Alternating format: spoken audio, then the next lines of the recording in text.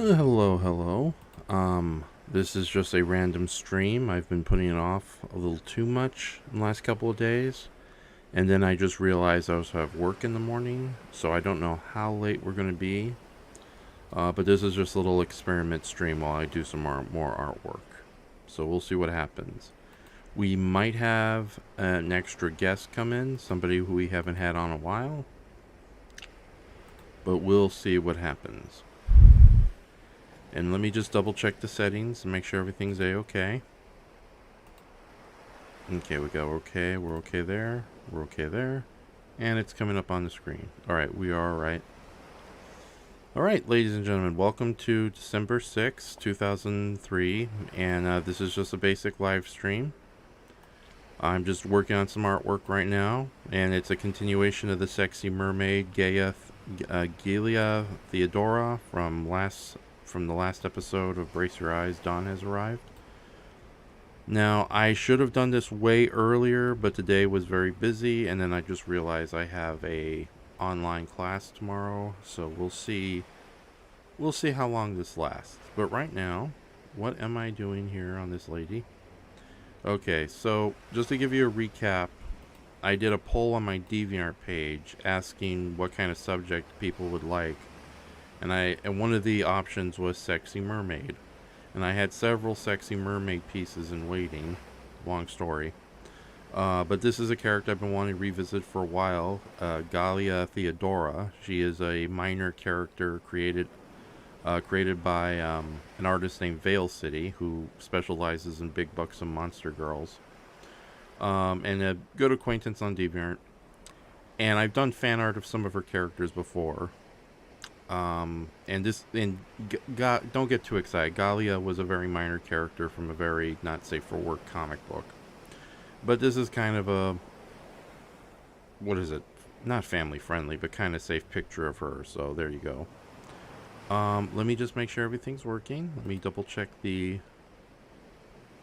okay. I think I can afford to stretch Miss Galia out a bit. Okay, there we go. And I hear myself on the YouTube. I see we're okay there. So everything's streaming alright. So now I haven't done any work on her since the last stream. And usually I like to do a bunch of artwork on the side here and there. But yeah, I'll continue working on this right now. There are no people in the comment section as it is. Okay, but yeah, I don't think we're going to be going as late as I thought we could. So, hold on. Okay, darn it. It was very hot in Los Angeles today. Okay, so what am I doing? Oh yeah, doing little scales over here. Kind of simplistic, but nothing bad. Okay.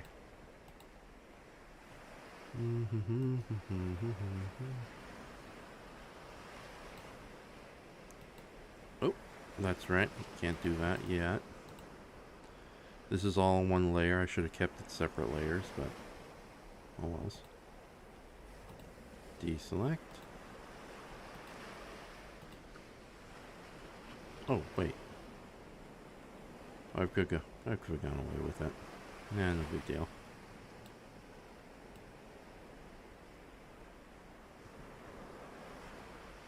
Sexy mermaid time. Anyways.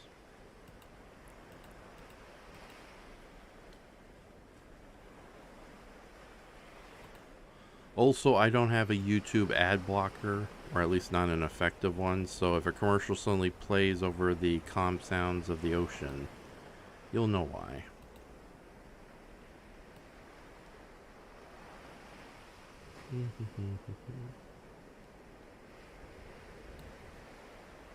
Okay. Yeah, that works okay. Alright, deselect. Alright, and just do some basic cleanups. Alright, I'll do my best to answer questions, but like I said, I timed everything wrong, and I've already kind of put this unfortunate live stream back a bit, so. Okay. Reverse it. Clear. Deselect. Hey. Hey, we got a new person I've never seen before. G8 Nate, sup? Glad to finally catch one of these. I found you through Kaiju Noir. Thank you very much. Yes, Kaiju Noir was a big help in getting an audience that I have. Unfortunately, yeah. Unfortunately, I don't think he's going to be a guest back on the show anytime soon. So, just because he has a better and bigger things to deal with. But yeah, G8 Nate, welcome to the show. And you're more than welcome to ask me any question you want. Granted, it's within reason, so... So no, it's like, where do babies come from? Because I personally don't know, and neither do you. Nobody knows. They say it's a stork, but I think it says something else entirely, like the world turtle or some nonsense like that. Okay, and also I'm doing artwork coloring a sexy mermaid that I promised a bunch of my fans on DeviantART to do through a very silly poll. Yeah, there was kaiju artwork, there was fan art, there was tons of other options, but everybody went with sexy mermaid. I think there was like 38 to 45 votes there, so yeah, we're doing a sexy mermaid. Oh, hold on. Oopsie doozy, I made a little mistake. Okay. Yeah, let me just take care of this little quick thing here.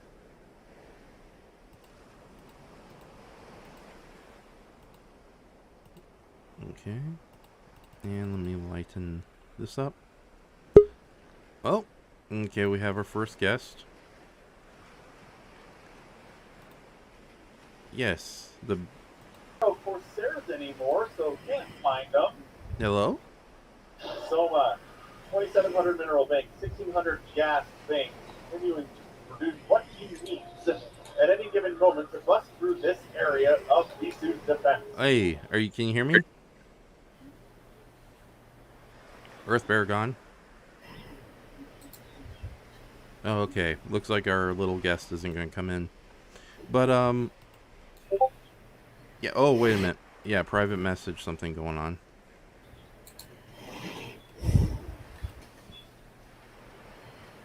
Okay, that's weird. He can't hear us. Okay, it's going to be one of those weird nights. Okay, we got some technical stuff going on. How unfortunate. Okay, no. Can you hear me, EarthBaragon?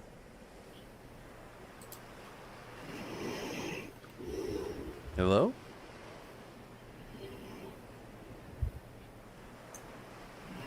Hi? Hello? Okay, so we... Are you there?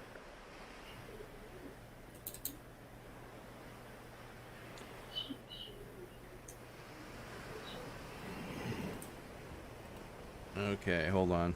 This is fun.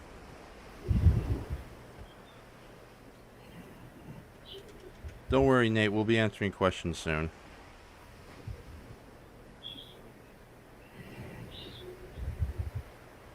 Okay, I'm going to put EarthBaragon on mute for a little while until I hear a reply.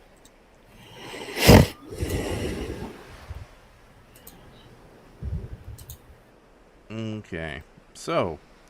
G8 Nate says, curious if you've seen -1. Yes, I have seen -1, thanks to several friends who've taken me out for online movie showings, I should say. And yes, EarthBaragon did used to do the Library of Monsters. He's just kind of... We'll talk to him about when the time comes. Okay, hold on. Are you there, EarthBaragon?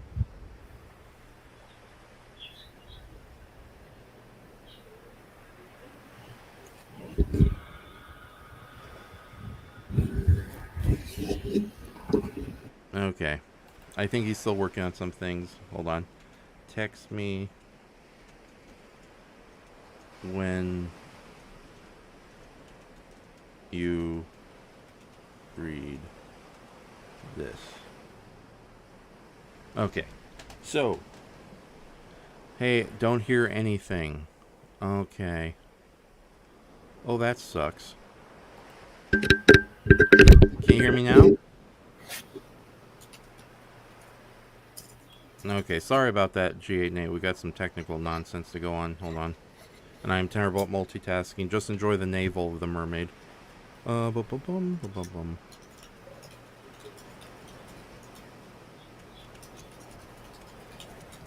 check your audio settings. Yeah, I forgot headphones goes into the microphone, not the computer. Okay. Or I might be hearing EarthBaragon pretty soon. Yep. Okay, you can hear me? Yep.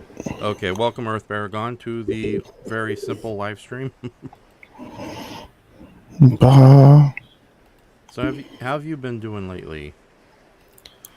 Working a lot and got back from Godzilla -1 last Thursday. Excellent, because we have somebody new to our chat, G8 Nate. You may have been on the show before, G8 Nate, but yeah, I don't remember you, but welcome aboard. And his first question, actually, he does have a question. He said, didn't EarthBaragon used to do the library monster? Am I confusing him for somebody else? Yeah, back when I used to have time. yeah, that's because it's like, what is it? I thought I could. Tonight's just a very experimental chat just to see how many people we can get in here. And Goji Shay is here too, so Goji Shay, if you have any questions for us, go ahead. But it's a good thing you've seen -1 because G8 Nate's first question is curious if you've seen -1. So since I've kind of mentioned this before on my previous show, Brace Your Eyes, Dawn Has Arrived, I'll let you, or do you want me to share my thoughts on Godzilla -1? You can share your thoughts. Okay. Oh yeah, and G8 says, haven't seen -1 yet, curious if you enjoyed it. Yes, I did enjoy it very much so, but since you haven't seen it, hopefully we will both try to keep the spoilers to a minimum, or no spoilers at all. I thought it was surprisingly good for what it was, although to be fair, I kind of went in with low expectations. I knew it was going to be a decent movie, because it's like, what is that? I've been like talking with a lot of friends recently that that got the whole Godzilla franchise is like grade A monster material, regardless if the films are terrible or not. So I knew we were going to get something decent that are more tolerable to Japanese monster movies. But yeah, with that said, no, I was honestly surprised with -1. I will say this though, it's more of an alternate history drama that happens to have some really good Godzilla in it. And really good Godzilla elements within. So I don't know. I know a lot of people have been jumping the bandwagon saying this movie puts a lot of Hollywood films to shame, but I think a lot of that is just from a bunch of outrage merchants and the usual kind of YouTube contrarians, you know. Because what is it? These same people are the same ones who are all angry that King Kong Godzilla are going to team up in the next movie. And granted, that's not a good trailer for the Godzilla X Kong: The New Empire. Thought it was decent. Yeah. I mean, it gets. You have your super serious Godzilla, which is I'm done now. Mm-hmm. You mean something that's more silly and Showa-esque. Well, isn't that the great thing about the Godzilla franchise? It's like there's so many different moods and elements to it that it's totally okay. Like yeah, Goji 70 or Goji 93 actually just made a video about that. He likes all the fans to come together because, you know, he used to be pretty toxic when it came to like interpretations of Godzilla, but now he's kind of come around to the fact. Maybe it's because he's gotten older and gotten married and stuff like that, but he's come around to the fact that, you know, you can have your different interpretations of Godzilla. There's something for everybody. You don't have to bash on, I don't like the superhero of the 70s. I want the nuclear allegory. I want the embodiment of lost souls, you know. Yeah, I think that's like a big problem with like comic book fans. Like Batman fans are very lucky because there's like a billion different versions of Batman at any given month. But then you have those fans who get really anal retentive and upset that, oh yeah, this isn't my Batman. It's slightly different than what I expect. Even though, and again, it's Batman. There's so much to choose from at any given time. Thankfully, the Godzilla franchise is not as overexposed, and last time I checked, the fans aren't that bad, more or less. But yeah, it's like it's good that we live in a world that we can have silly Godzilla, we can have silly American Godzilla, we can have action-packed. I mean, we can have like a more serious take on the subject matter. And with -1, I was generally happy with how it came out. And I am happy that the movie is getting more or less a positive response. Although today I heard some stories that it actually got it's actually at number one at the box office now, but I don't know if that's a fluke. That's just going to happen for this day for It was number yesterday. one for Monday, Monday, yeah. which is like the highest gross films ever had on Monday. I Mm-hmm. really think a lot of people. Don't get me wrong. I'm not really on one side or the others, but there's been so many films as of late with the message shoved down everybody's throat that a lot of these YouTube and news outlets have just taken the success of Godzilla and kind of rubbed it in the face of all these big Hollywood producers and companies and be like, this is what happens when you make a film to entertain and you're not preaching and telling one whole group of people that they're bad for thinking this or Yeah. thinking that. Even A lot of though, people have kind of taken that and ran with that. yeah, which is also highly inaccurate because the movie does have a bit of social commentary. I'm not gonna use ridiculous gamer slang words like the message or WOK whatever. I mean, it has a little bit, but it doesn't browbeat you. No, Like it doesn't browbeat you as much as and if it does, it's more towards Japanese bureaucracy. Oh, I can't even talk. Japanese bureaucracy. Oh, mm-hmm. I can't even say the word. I want to sound smart, but I can't. That's okay. Welcome to Anyway, my it's show. not nearly as browbeating as like Shen was with its message on that. Yeah, well, it's like again, I want to use the term social commentary because it's not really much in the way of like positive messaging, and a lot of the time, what we do see in that's just very lazy, very corporate based. Checking off boxes with no sincerity, and usually it's done in a very clumsy manner too. And like I said, a lot of the people who complain about this are usually not not the kind of best people to be judging things. Period. It's like, again, these are the same people who are all angry that there's a Godzilla movie where he teams up with Kong. And, Godzilla never teamed up with anybody. Tell that to Gorosaurus, King Caesar, Jet Jaguar, Godzuki, Minilla, Kumanga, Mothra, Rodan, and Anguirus. I am kind of surprised. I mean, I don't want to go into spoilers for anybody that hasn't watched it or anything, but I am a bit surprised that the American part of the film Mm-hmm. was not as it wasn't bashing and it wasn't like putting them in terrible light as I feared it was going to. Yeah. Like I was kind of fearing we were going to have like you know, kind of like the early Heisei movies where you have like American terrorists breaking into government or Oh, yeah. blowing up, Yeah, blowing up things. Godzilla versus Biollante kind of suffers a bit from that, especially And how. the American and Godzilla versus King Ghidorah Oh with yeah, the the future. terrible acting. Yes, yes, but with that says though, yeah, I think it was pretty much a wise move to kind of focus only on like the lowest rung citizens in Japan after World War II. And like I said, there is some major social commentary there that a lot of people are missing out on. Granted, it's not in your face and it's not clumsily handled, but it is definitely there. Like the fact that this is one of the first films I've seen in a long time where the where one of the positive messages of the film has nothing to do with it's about family, but it's all about relying on the community of your fellow citizens, especially in a time when no government, either Japanese, American, or otherwise, is going to come and help you, especially in such a terrible situation. And while it does take a bit, it does kind of treat Japan's darker side of World War II with I don't want to say kid gloves, but with a much softer touch, I should say. It definitely doesn't shy away from some of the dark elements about it, especially with some of the misinformation and bearing of information in war times, or a very unfortunate universal fact, regardless what your political leanings are, that when wars are over, regardless if you're on the winning or losing side, the veterans are usually, or the soldiers in general, are usually just kind of tossed away. So that really does, that does affect the movie a lot.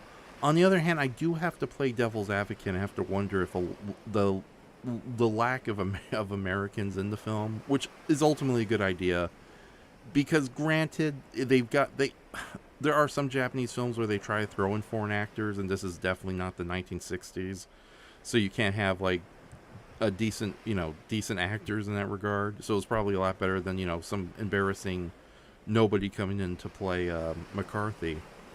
And they do give you a good idea of what's going on the other side, even knowing the focus is with like regular citizens. Like I do love the idea that um, that the Americans are laying off largely because they don't want to start crap with the Soviet Union, but at the same time, it doesn't shy away from the fact that Godzilla has been destroying ships left and right on the American side, which also Yeah. ties back to the whole. It's definitely an alternate history story.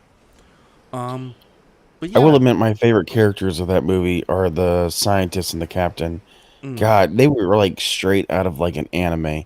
I love that guy's hair, but man, those Doctor guys were Noda. just him and the captain. Yeah, They were just adorable. Then I swear they were a joy to watch the whole you time. know what they reminded me a lot of? Like this movie really does. Like I know this movie takes a much more serious bent and a more humanistic approach than a lot of Godzilla movies have, but it definitely has that kind of good old 1960s Showa feel towards it. And a lot of the characters, while a little broad, they definitely felt like some of the better characters from the Showa era. You know, it's like good I mean, they acting. did. Yeah. So, but no, it's like, and it's like I really did enjoy the main story with Shikishima, and I do love that he has a found family narrative, but it's not as annoying as what you've seen in almost every American movie, regardless whatever that American side may be. So I do appreciate that very much. So, but yeah, I'm not going to go too much into spoilers but I'm glad you saw it. Though, with that says, what do you think of the special effects and more particularly Godzilla himself was handled? I thought they were great. Even I was sitting with a friend from work. We went one night when we both had off. Um, and we really liked it. But I saw him kind of like put his hand into his head during when the three tanks like spin around and like just start shooting. I didn't think it looked that bad, Mm-hmm. but then I also watched like a ton of like straight to DVD sci-fi original movies. So my perception of like special effects, my bar is lowered. So like Mm-hmm. even mid tier to okay is pretty decent to me, you know. Yeah. Yeah, okay. So that is a major thing I do need to mention because there is this big hoopla about see Hollywood, they made this movie on $1,500. Why aren't you doing the same? And while American film industry is horrifically wasteful in many regards, I it needs to be stated. I'm hearing this a lot from a lot of our journalist acquaintances who actually live and worked in Japan, in the Japanese film industry, that the Japanese film industry, especially the way it treats its animators and special effects houses, are like a more extreme version of what's going on here in America. And I fear that the only lesson Hollywood will get from this is, hey, let's outsource to Japan and abuse that like we did with New Zealand to an extent. It's like granted this movie had a very long production time and a lot of it was done in-house in director Yamazaki's effects studio. So a lot of love and care went into actually do the effects, and I think they actually do handle the effects quite a bit, but like you said, there's a little flubs here and there, but nothing too egregious. But I'm going to definitely look at Godzilla's disappearing absorption hand when I see the movie again sometime next week. I don't never noticed that part. Yeah. Well, didn't you just notice? Said that his hand kind of disappears into his head during the No, I three didn't say tanks. that. Oh, you're talking about Shin Godzilla. No, I didn't. The only thing mentioned was the tanks. That's it. Okay. Okay then. Sorry about that. I got a little off there. I'm tired too. I'm sorry. Yeah. By the way, I do have work in the morning, so I don't know how late we're going to be doing this. But EarthBaragon, it's good to have you around. So. So how, Appreciate being around. yes, indeed. And Doomzilla has also joined us. Yeah, let me go see what we're going through. G8 Nate says looking forward to it, but I was disappointed they didn't continue from Shin. I'm more than okay with the standalone Godzilla films, like they've done with the Millennium Era and forward. What's your opinion of that? Because I know a lot of people are pretty annoyed with the lack of direct I'm not sequels. annoyed with it as long as it's done right. Mm-hmm. Like, but if Toho does another one, another Godzilla film, Yeah. please don't let it be another Solo. Like, I don't see the point of just doing solo Godzilla films from them. I understand Shin, you were doing something totally different. I understand this. It's basically a remake of 54. It really is. It's I know it's supposed to be a new movie, but it's a remake. Yeah. So, but it's a nicely done remake, just like how 85 was basically, they weren't going to do another Godzilla series. They were just going to do a one and done movie. So it was basically like a remake in spirit kind of thing. Yeah, yeah, a direct But sequel / remake in spirit, and also kind I of a, don't see how you could do a sequel to this. yeah. Like, there would be no point because he would still be the bad guy. You're not going to find something that's more evil than him because he was outright tearing stuff apart. Like, he was going after, punching through ships and going after buildings specifically. You're not going to throw another monster in there and, you know, you're not going to turn this one good. You're not going to throw another monster in there that's more evil than him. It's pointless. Okay. Get back on track and either do another monster, go do another Rodan, Mothra, whatever. Do your World of Godzilla that you said you were going to do it was freaking 8 years ago. Yeah, it was revealed that whole World of Godzilla was a mistranslation on American journalist parts. They were just talking about expanding the Godzilla brand throughout the world. So there was never plans to do a Godzilla World of Godzilla universe. I just wish they would like go into it with a mindset of, we're going to make a new series, not just one movie. Like, it's great that you concentrate and pull your effort into one movie and don't like do like some Hollywood movies like The Mummy or whatever and shoot yourself in the foot. Like, we're going to have this whole universe playing behind this, and then it ends up failing or whatever. Yeah, don't put all your eggs in one basket before you even. But I'm kind of done with the. Yeah, I'm kind of done with, like, literally everything from 2000 past has been one and done Godzilla movies. The only exception to that are the 2 Kiro films. Yeah, that's it. Everything else has been one and done. You had the anime trilogy on Netflix. The one season, though. I mean, the 3 movies. Yes, everyone forgets about the 3 movies. Yeah, I mean, which is strange because I thought the second one of that was the most enjoyable one to me, which is the one that I think most people hate. Weird. I usually hear positive opinions for the second in the anime trilogy. I thought the third one was the worst because it was just so boring. Yeah, oh my god, there's a lot to say about the anime trilogy. But so next time, you don't want a sequel to -1, but next time you'd like to see a beginning of an actual proper film series. Yeah. Okay. Like, just he doesn't have to be a superhero. You can still do a film series. Just, I don't know. Have something more in mind than just one movie.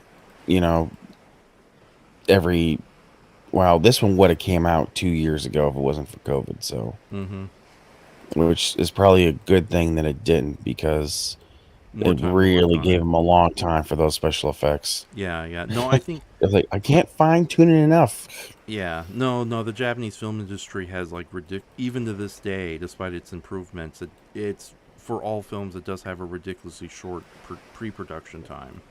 So I do appreciate that Toho has been relatively good about a lot of their recent tokusatsu films, whether it's this one or the Shin Godzilla universe, taking a little extra time than just the 1 to 2 year method. But yeah, we'll see about the future now that we don't the whole COVID thing is no longer a thing to worry about. But yeah, let me quickly go through the comments here. Sorry, ladies and gentlemen. Goji says I saw -1 last night. I thought it was phenomenal. Probably the Godzilla movie I've enjoyed most since the new wave started in 2014. Nate says looking forward to it, but was disappointed it didn't continue from Shin. Oh yes, I read that. Zaizao Dross has joined us. He said watch -1 on Friday and forced 8 other people with me. We all loved it. Started tearing up at the end. Yeah, that's funny. I've seen it twice already. First with my friends Louis and Adriana, and then later with my friends Mark, Cammy, and their other two friends whose names unfortunately escape me. And Mark is the kind of guy who I think he was going in thinking this would be a fun wreck 'em up Godzilla movie. But yeah, his basic comment, it's like, that was good, but I wasn't expecting a Godzilla film to make me cry. And this is a guy who thinks Demons at the Door is the apex of cinema. The Juggalo's anti-hell movie. So, okay, I'm not kidding. Okay, and Goji Shay then continues, yeah, I don't agree with the majority of the internet on the MonsterVerse. I enjoy how more just fun and escapist with its creative direction.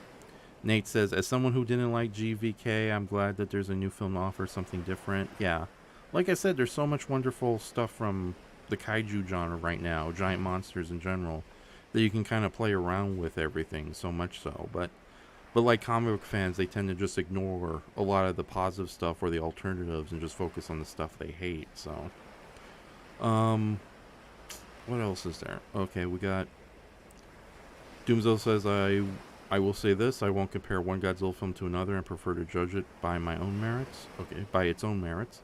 Jugless Juggler has joined us. He says, hey everybody, my dad and I finally seen -1 and we both enjoyed it. And then Nate says, yeah, I really would like to see another Toho Kaiju versus Kaiju movie since we haven't gotten one of those in a while unless you count all those shorts. Oh yeah, indeed. I think all those shorts are building, like especially the CGI ones with Gigan and Megalon. I think those might be building up to maybe a possible future film. I'd love to see not an anime series, but maybe a movie product from them. But I don't know. They don't seem to be the biggest. Like they don't have the biggest workforce, and I don't think they could handle something like that. Yeah, that is true, especially after that. Adding live action actors to the Megalon short really upped the game there. So, okay, Doomsel says the problem with the anime trilogies is Toho really interfered with the writing, which stripped down it to the bones, and it shows. I would also argue that Goro Buchi was not a big help. Like, I know he's a beloved anime writer, but yeah, he's a guy who clearly didn't have much interest in Godzilla, and he's also one of those writers who I would call him like an edgelord who thinks he's more clever than he actually is. Unfortunately, there's a lot of fans who think he's as clever as he thinks he actually is. So that's unfortunate. So, and then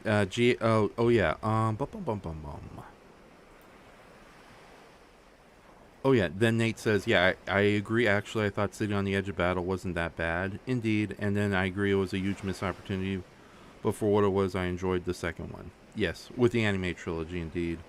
So, because, when I heard Planet of Monsters, I was expecting more than just Godzilla and a couple of dragons. So, don't lie to us like that, Toho. So, and it's funny, too, because you can definitely tell that there was, like, a lot of weird interference with the trilogy itself, because a lot of the co-writers of the movies, they went on to do that wonderful Monster Apocalypse books where they really ended up playing with a lot of the insane concepts, complete with like the kind of tragic ballad of Gigan being a hero in the final days of the human kaiju wars. So, but enough about that. Sorry for asking this, but how have you been doing lately, EarthBaragon, if you don't mind asking? Oh, it's working retail, and it's the end of the year. It's always a terrible time.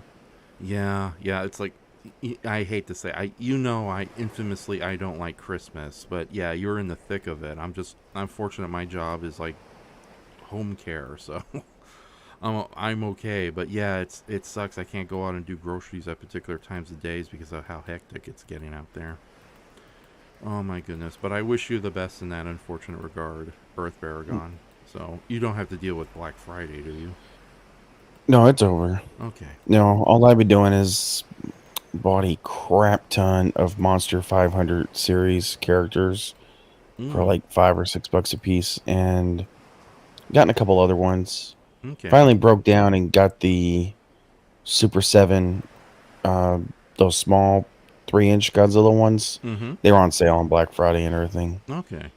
I was a little bit surprised how like sturdy those little things are. They're almost feel like they're made of wood, but they're not. Like it's hard, solid plastic. It's not hollow or anything. Mm. Like I could throw that at somebody and hurt them. Let's try it out now. Oh, EarthBaragon, why? that was your time to say, take that, Raf. Yeah. Jaguar in your eye.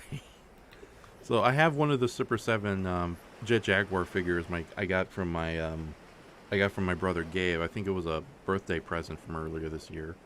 So, quick announcement for everybody. On my Twitch channel, Enshohma Lives, which is located within actually you can see it on screen. The address just down here, Twitch TV, Enshohma Lives. It's supposed to be Enshohma Lives, but yeah, me and Brayton, we did a live watch of Horror Dracula, and it's still up there. It's still archived for the next couple of days, and I think it went really well. We had a really good discussion about the film before and after the fact. Brayton shared his thoughts on -1. Shockingly, he liked it. And the movie itself was a lot of fun, and we had a really good commentary going through it. And I'm not going to go too much into detail, but it was really nice to see Michael Goth, Batman's Alfred, and in a heroic co-starring role. So that was a big nice surprise. But yeah, if you guys want to check out Horror of Dracula either later tonight, and me and Brayton talk That's the about first one from Hammer. That's the first one from Hammer, right? Yes, yeah, we did. I can never remember the damn order of any of their Dracula or Frankenstein. The only one I know is, I think, Dracula AD whatever is the last one, and I know Frankenstein the Monster from Hell is the last one, because that was the one that wasn't on DVD for the longest time. Yeah, I hate to tell you this, but it's actually, I think, Satanic Rites of Dracula was the last one. Mm. Yes, no, AD was the penultimate one, so aka the one that came before the last one. So technically, isn't that one that Brandon reviewed supposed to be in that that kind of thing? That terrible, because it was Hammer that made it. Yeah, no, Hammer. One where he turns into a giant mantis. Oh no, that was Dario Argento. That was one of his later movies. Yeah. No, when he made that, Hammer was still sort of in mothballs. So I know he was on a lot of coke. Yeah. So, Dario Argento, what happened? When CGI became more affordable, a lot of the great directors became crappier. Oh yeah, look how many directors who did like fantastic like 70s and 80s movies, and then their later career were sci-fi originals. Ooh, yeah. God damn. And now, of course, go on. Like the one guy, he did all the Annabelle movies, and he's doing like all those New Age, like The Nun and all that other stuff. He started making those sci-fi original terrible movies like Monkey's Blood, In the Web, and Swamp Devils. So he started out making those terrible sci-fi originals. Yeah, not in the mood to watch any of them. So, yeah. Swamp Devil's not that bad. Monkey's Blood is whatever. Yeah. I don't. Isn't Monkey? Yeah. What is Swamp Devils? I've never heard of that before. It's just a kind of Swamp Thing-esque type thing. You see in the cover, it has like a woman coming out of the water with her head looking up, and she's got all the moss and everything growing over it.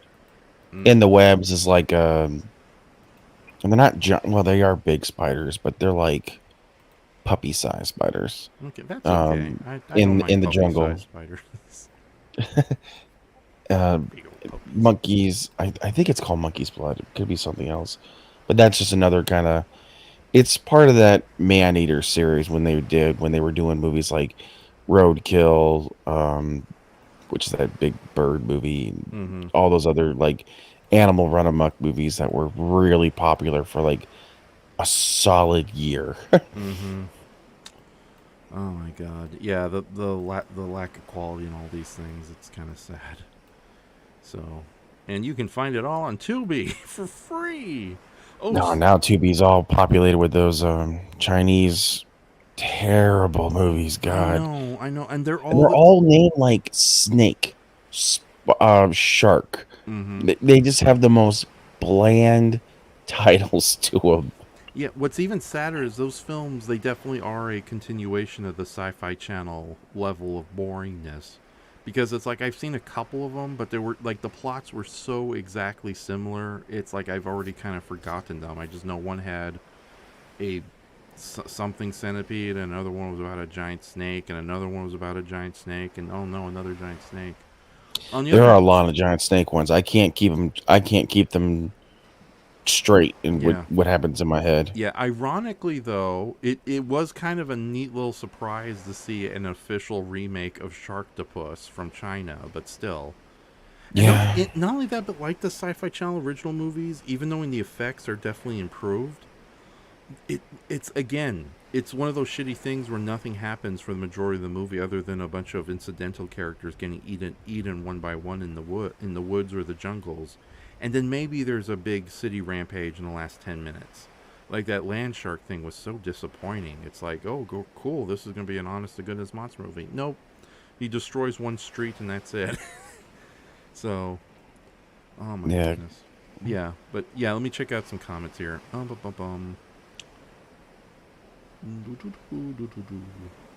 here we go. Juggler says, my thoughts on the GXK trailer, which are the same as the title teaser. Still cautiously intrigued. Yeah. So, it's, I don't know, maybe we'll see more in another trailer, but that just wasn't a good trailer, period, in my opinion. Because especially when they don't even tell you what the threat or the stakes are. So, most of the meat that was supposed to be in it was pushed aside in the form of supplementary materials, which is beyond stupid, says Doomzilla. Yeah, that's another thing I'm getting tired with modern filmmaking. We can't have all the cool stuff inside the movie itself. It all has to be done in like prequel novels and side comics, and just because they don't want to spend like 50 seconds to explaining plot points here and there. So yeah, or it's like another thing is a lot of these movies, regardless what they are, whether it's the anime trilogy or a Marvel movie or a Warner Brothers, whatever they're doing down there, a film, and Disney, of course. It feels like they're so desperate to try to make everything as appealing to the mass audiences that it's like the old saying, in trying to appeal to everybody, you appeal to no one. And also, they always take a lot of safe bets, so a lot of movies end up becoming super shockingly unimaginable, and all the cool concepts are kind of pushed to the side, either dropped in in pre-production, or left for like an obscure comic book video game tie-in that no one's gonna see, no one's gonna read nor care about. But yeah, we'll see what happens there. So, if they had adopted the prequel novels, that would be awesome, says G8 Nate on the Monster Apocalypse. And G8 Nate says, Tubi was once a treasure trove of schlock, still has some good stuff, but not as much as they used to. I would argue, I've been on Tubi multiple times recently, they still have a lot of schlock. Yeah. Now they're making their own schlock too. They're making like their own, the Killing Tree. Yes, they're making their own schlock. They still have a lot of schlock. And they're still distributing schlock from other companies. And now they're buying movies from other streaming services. So you end up with a lot of stuff that you can probably find on Paramount Plus and HBO Max for free on there. I mean, hell, you could see they have all the Ultraman series on there. Yeah, well, yeah, that was sort of Mill Creek's Shout Factory deal there. But recently they signed deals with BBC America, or the BBC. So now almost all the classic Doctor Who episodes are available on Tubi at the time of this writing. So yeah, they just posted that at the beginning of this month, including the animated reconstructions for the first and second Doctor stories. So, if you don't mind me asking, what's your Doctor Who deal, Mr. EarthBaragon? Oh, I tried to watch the new special, and I don't want to go into it. That's okay. Yeah, I will say this, I think I enjoyed the second special a lot more. I wasn't expecting, I wanted a really well done horror comedy, but that's what we got. But yeah, we won't get into that. But at the same time, it is really cool that now a lot of the old school classic Doctor Who is readily available for free on Tubi, American Tubi, I should say. Now you can watch Day of the Dinosaurs. Yes. And it's the original version. They haven't done any like cool updates of it either. So, although if they did, it would be awesome if they just made better puppets and better model effects instead of trying to go the full CGI route. Like what they like. Was it? Go on. I was trying to think of what's the one where the doctor's underwater and you have like these big monsters and these big like pantomime horse costumes, but they're Oh, like they have big giant badonkadonks on them. yeah. That's one monster named the. Okay, Yeah, yeah. That's Warriors from the Deep, and that really yeah. is. I couldn't think of it. Yeah, no, that's the Merker. And yeah, Warriors of the Deep isn't good. Like, I deeply appreciate the fact that they decided to bring back two of their prehistoric dinosaur races for a team up episode. And on paper, it sounds like a great idea because the Silurians and the Sea Devils are, among the more interesting Doctor Who monsters out there. But yeah, that story is just there's a lot of things wrong with that story. And ironically, while everyone says the Merker, the big badonkadunk pantomime horse monster that, just looks a little ridiculous. And there's a good story behind that too. The costume was made in a rush. The actors, despite having experience playing animals and being puppeteers, were never given a proper chance to actually do. That's like they literally showed up a day before filming. It's like, okay, here's the costume. Wait for the paint. Can't we practice? No. Still No. looks better than Dodongo. Yeah. Well, I no, I think the Dongo has the slight edge of just appeal. But with that said, it's funny you should mention Warrior of the Deeps because everyone always says the Merker is the worst part of that whole serial. But no, there's a lot of like other terrible things about that whole serial, and including what I would have to say is the single worst scene in all of Doctor Who history, which just kind of shows just Not how. saying much. Yeah, yeah, and it has nothing. Well, it's a weird scene. Like there's mayhem all over the base. People are running all over the place because the Merker is apparently on a rampage. But the Merker is like I don't know, nowhere to be seen on camera. So the Doctor and his companions come over the planet and they leave the hallway to go, find the chemicals that might kill the deep sea people. And then for no reason whatsoever, you have these 5 identical extras come waltzing in, almost as if they were like a ballerina troupe, who just, who suddenly hide against a wall, and they're just for no random reason whatsoever. Granted, it's probably the Merker, the big badonkadunk horse monster somewhere, but for no reason whatsoever, they just immediately touch the wall, and then they all get electrocuted at once and die. And that really is indicative of everything that's just wrong with 80s Doctor Who, especially, like, no offense, like, I try not to be mean towards different creators, but as much as people really don't like, Chris Chibnall and other current Doctor Who writers, I have a personal disliking for Eric Sayward, who was one of the major script editors of Doctor Who at the time, because the guy was just way too cavalier and callous when it came to massive body counts in Doctor Who. It's like what's a good example? You know how in Murder She Wrote, Agatha, yeah, damn it, what's Bedknob Agatha T. Christie. Christie, yeah. She just shows up and there's like at least one dead body. Well, with Eric Sayward was writing a Doctor Who story, every episode ends with an entire planet and billions of people dead. So, and that whole, yeah, I don't know what he was thinking. Like, yeah, it's shocking the first time you do it, Eric, but when you do it every single episode, it loses its shock value. It's like Rick and Morty. It's like, oh yeah, Rick just murdered an entire planet. Big deal. He's done it in the last 78 episodes. You got something new for us? But yeah, that scene with the 5 identical dance troupe extras marching to their doom is, to me, the worst sequence in all of classic Doctor Who, and that's saying a lot. It's frustrating, but I find when things are retconned, Mm-hmm. when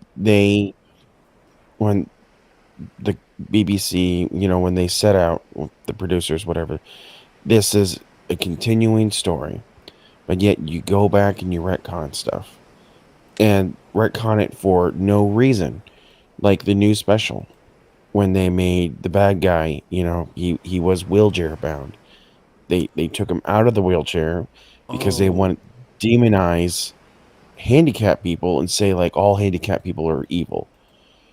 Holy crap. I How did you read that into that? you know, It's ridiculous. okay, there is a good point to be made because I have something to say about that. Um, there is a good point to be made that Russell T Davis, who wrote it's not a special, it's just a quick comedy sketch. We should make note of it for Children Needs Day. I can understand his reasoning behind it, but he was very clumsy about explaining it too. Oh, Yeah, beyond. It very, was terrible. very clumsy. But also, I'm not going to give any support to a lot of the people who say that this is Davros's new design because it is so damn obvious that this is Davros before his injuries, something that we've always known about the character since the first introduction of Davros. Um, so it's like the way I see it. I think it was a good decision. Like there was two ways they could have gone about it a little better. One, bringing back the Khalids for a Dalek-based sketch. You know, the space Nazis who eventually become the Daleks. I'm totally okay with that because one, it's a cool idea to bring back older characters, and it's the 60th anniversary. Let's bring back as many obscure and classic villains as possible.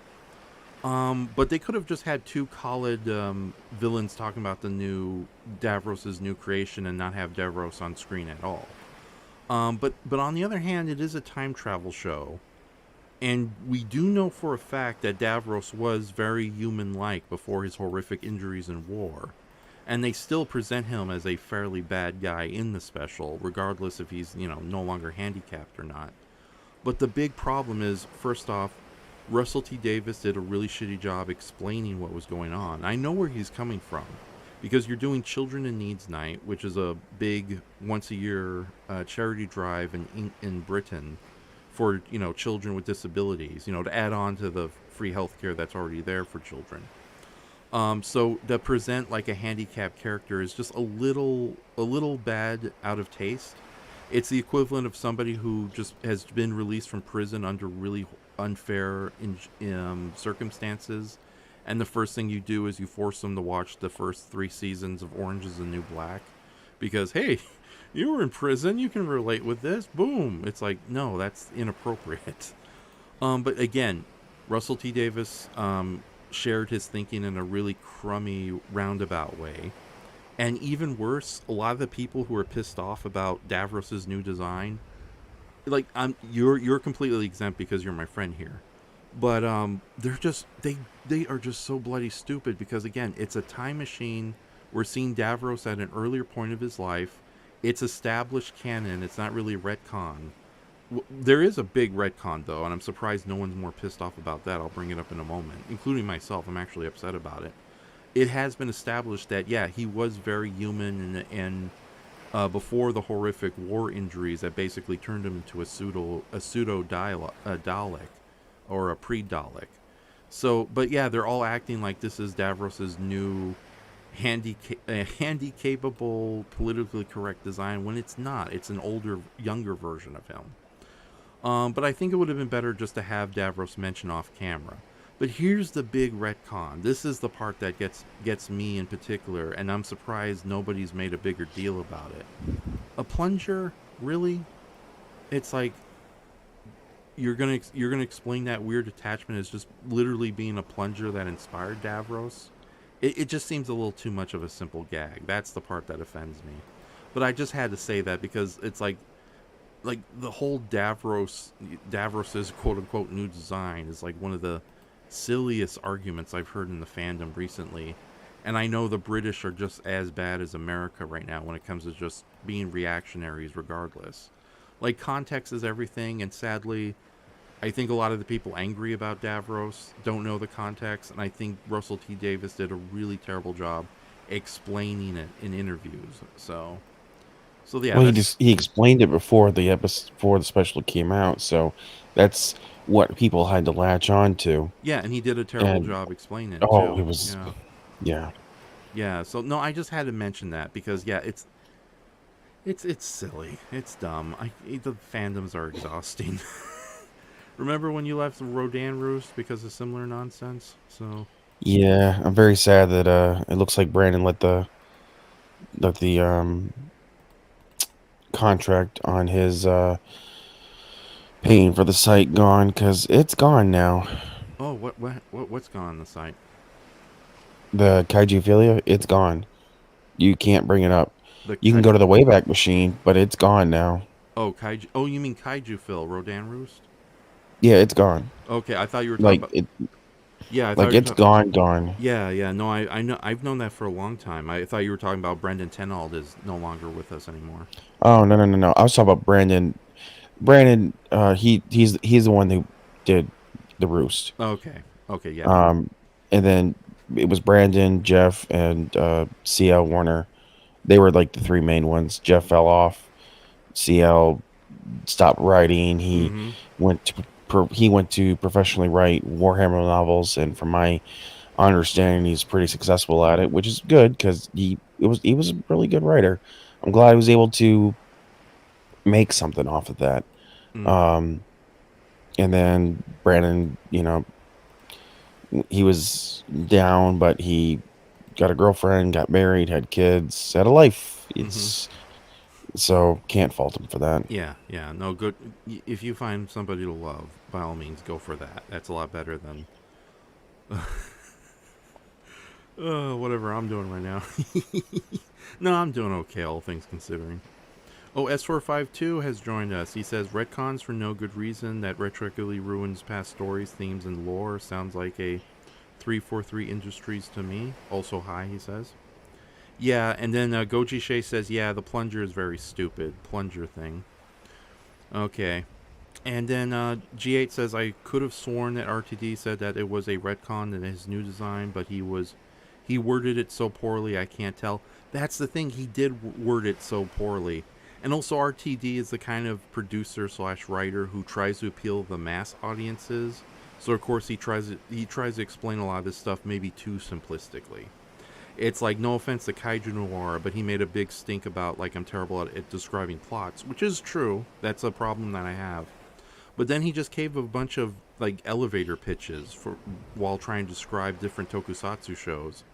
And elevator pitches are okay when you're trying to get an idea across for a quick sell, but it's like, but it sucks when you're trying to explain what the basic idea of the show is.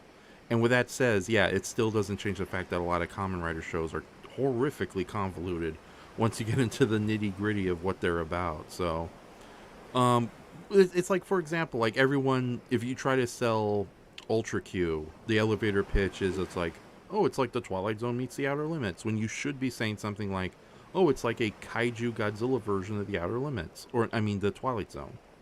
Or you can give, like, a very simple synopsis, like, oh, 3 investigators deal with all sorts of bizarre mysteries in 1960s Japan, mostly giant monsters like Godzilla. So, there you go. Ultra Q. Boom. But yeah, okay, now I'm starting to get off track. It's a lot longer of an explanation than just Twilight Zone with monsters. Yeah, exactly. But it perfectly sums up the show too. So 3 investigators investigate weird mysteries, usually involving a giant monster. So, and Ultraman is the same thing, but there's 5 jerks in orange and their big silver and red friends. Oh, what do you think of Ultraman Blazar, by the way? I enjoy it. I've kind of fallen off of it a little bit, but it's only because it doesn't seem to be. It does seem to be a lot of one-shot stories. The only really connection is the characters. Every character on the show always gets like their own personal episode and everything. It is a bit refreshing to see him not get a new form every 3 or 4 episodes. He only has just the one right now. But the fact that they're so close to the end right now, and doesn't seem to be anything that's really piling up to the end. Like Z did it good around episode 20 or around episode 20 is when they brought in the what was that? What was that evil ultra robot called? Oh, Ultraloid. Ultraloid. Yeah. They brought that about, and And they were they and they were building it up too with all the other robots too. yeah, So yeah. they brought it up. It was able to hold its own against two different monsters. Mm-hmm. Earth monsters were like, we don't like this thing, so they built it up for about well, 3 episodes before they did their final two-parter. Yeah. I don't know. I enjoy Blazar for what it is. Um, I don't. I don't think it's better than Decker, which a lot of people didn't care for just because it was a remake. But at least Decker had a lot of ongoing stories. I Yeah. mean, that helps with them reusing their Death Facer stand-in character Mm-hmm. a lot, Mm-hmm. and then having an overarching villain, the spheroids Oh yeah. and The, stuff like that. it's funny. Just I did like Decker quite a bit. I will totally agree with you. Decker was really good. It's weird though. I revisited Ultraman Tiga, and that was a series I had a low opinion of. But then I've come to appreciate it for what it is, even though it does suffer from terrible world building that gets solidified for the better in the spin-off movie, which seems to happen to every Japanese TV show these days. Um, but Ultraman Trigger, of course, was sort of a big misfire, I think, despite having some cool elements and characters here and there. And especially when you discover some of the behind the scenes mayhem. Like, yeah, it was an anniversary show dedicated to Ultraman Tiga, but Tuburai Productions and more so Bandai felt like they were just going to use that season, do whatever they want. Damn the homages and anniversary. But then Decker was definitely a step in the right direction, and it was really cool when they revisited concepts. They really played around with it, and like you said, a much more stronger story, much better characters too, as opposed to Yeah, I just wish that the main bad guy monster showed up earlier. oh yeah, oh you mean Sphere Queen. yeah. So although it was kind of cool to finally get like a resolution, because I hate to say it, like Ultraman Dyna, the original Ultraman Dyna, it had great fight scenes, fantastic monsters and It's a aliens. lousy ending. Yeah, well, not just a lousy ending. Like, hold on, the monsters and aliens were great. I think that one can make the argument that even though Antigua has a more memorable monster roster, I think Dyna kind of improves upon it, and better Yeah. production designs. But story wise and character wise, and ending wise, definitely ending wise, it sucked. Because revisiting Dyna, I was surprised how flippant the show was, for lack of a better term. So it's funny, we get Ultraman Trigger, which is a flippant, childish version of what Tiga was trying to be. And then you get Ultraman Decker, which is a more focused version of the otherwise unfocused Ultraman Dyna. So yeah, I think, yeah, but with that said, I do appreciate immensely that they actually gave the Grand Spheres and, that whole storyline a proper ending that the original Ultraman Dyna kind of just dropped the ball with. Because, like, no offense, the Grand Spheres is a really cool and honestly creepy idea, like true Lovecraftian cosmic horror in your tokusatsu series that can't really be reasoned or deal with. But at the same time, in the original series, it's one of those things where I see it all the time in anime. They come up with a great monster threat, and then they immediately drop the ball like a few episodes later because I think the writers get bored or the writers don't know what to do with this monster they just made up. It's like, and that's also a problem that Tiga faced until we got the final Odyssey movie where they actually finally kind of gave some decent answers with the whole ancient civilization and what happened. But yeah, I think Decker was very good. But with that said, I do agree with you. Blazar, maybe when we binge the show and revisit it when it's over, we'll have a different opinion. But it does feel like they have dropped the ball a bit with it. I still love the series immensely, and I think it's one of the best things that's happened this year. But yeah, it feels like, and we are so damn close. We got like the episode 20. I think we're supposed to stop at episode 26. Episode 20 is coming up. And 25 is usually what almost everybody's been ending in at the last 3 years. Yeah, and like next week's episode, they're bringing back which is a good idea, except you guys don't have any time left. Unless they decide to extend the episode count, then I'll be okay with that. But I think it's only 25, but this bug thing is the last of the suits that was trotted out during the live show. Yes. So nobody really knows what well, I don't know. I don't look at the dirt sheets or like magazine scans or whatever. Mm-hmm. But as far as I know, the last few monsters are not showing up on there. Yeah, yeah, and of course we have the big movie coming out, which will hopefully feature all the monsters coming back. So, Yeah, I still haven't seen the. I finally got to watch the Trigger movie, which was very enjoyable.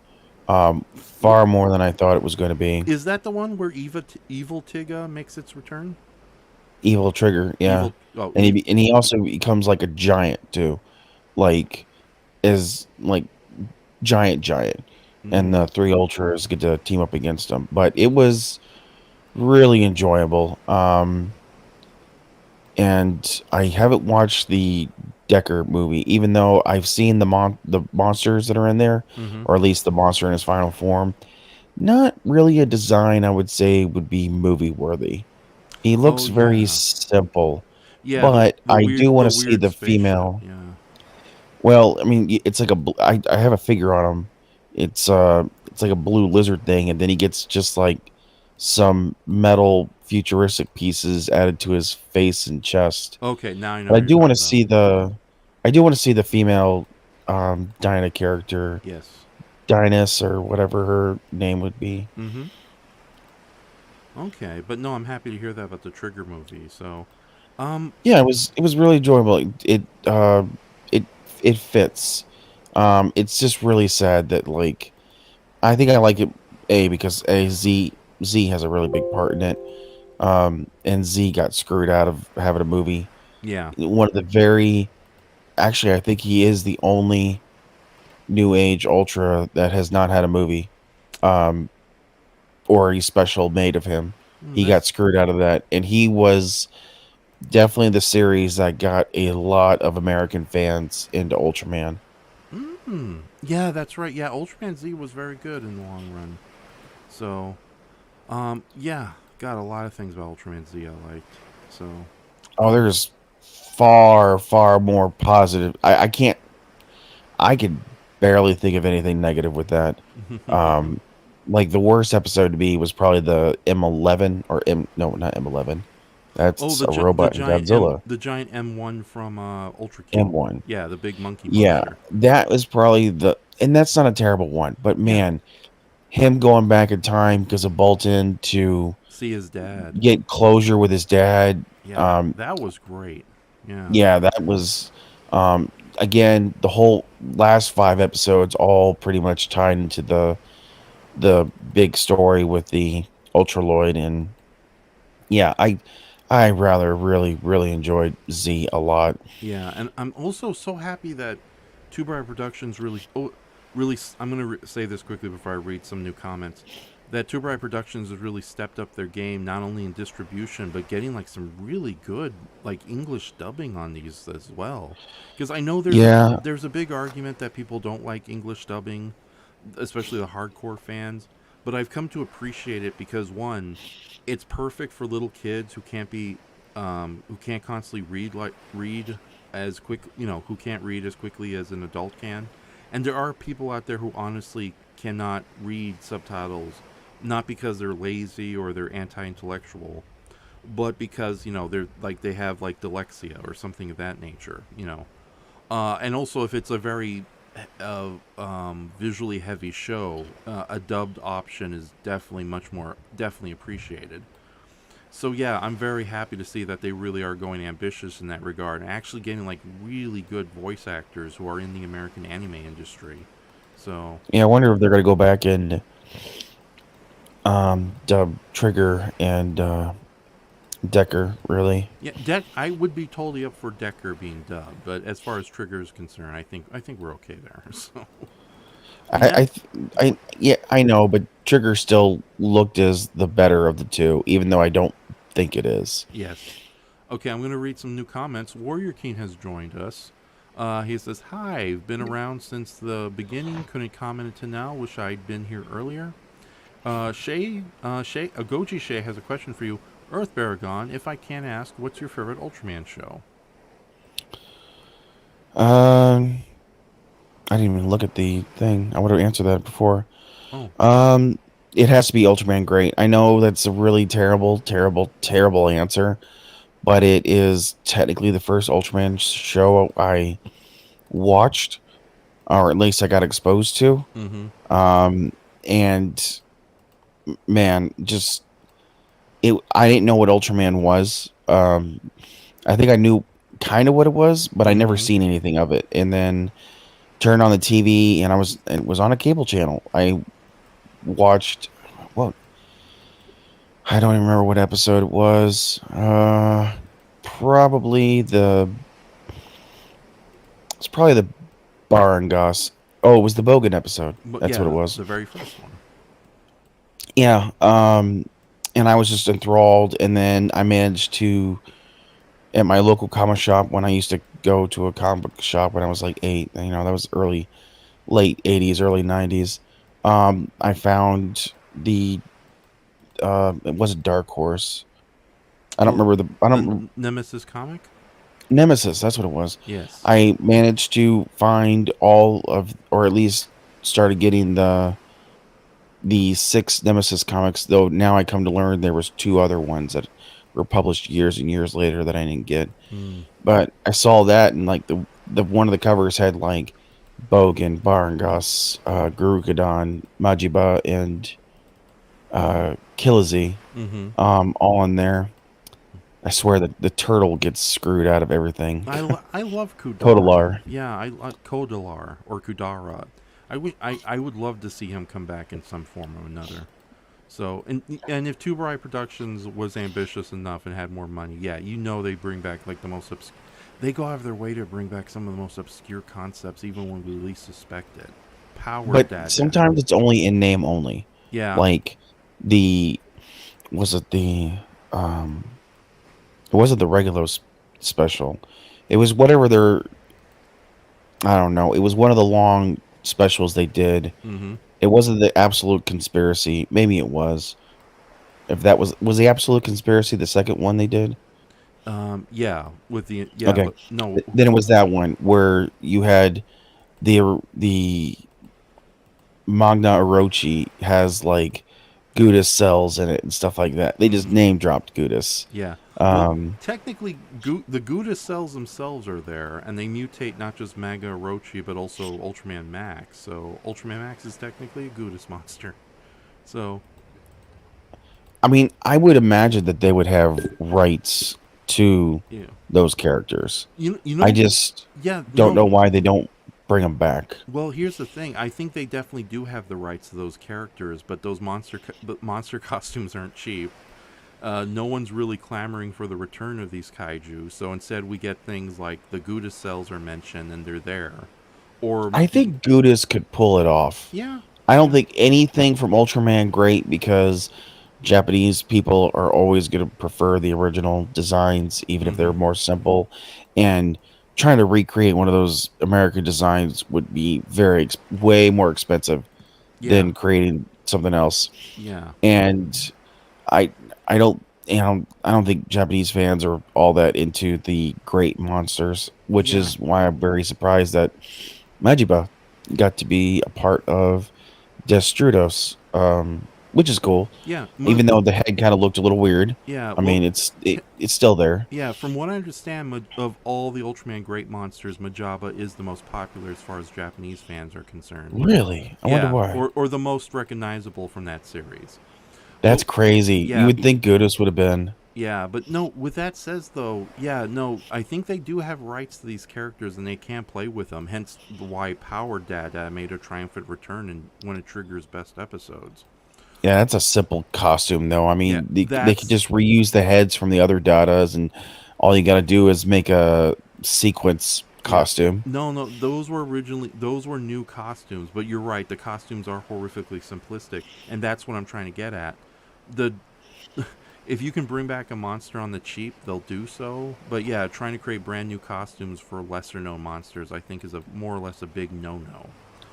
Kodalar couldn't be that expensive to make. I mean, it's just a big pudgy turtle thing. Yeah, just get a sumo wrestler, buy some fake turtle shells, boom, you're good. That one scene where he's like pimp slapping Ultraman, and the back shell is just falling off to the side. It's just, I just want to grab it and put it back on. It's like, God, you guys, you whoever was behind the camera and was filming this and didn't say, "Hey, director, I think we need to do another take here."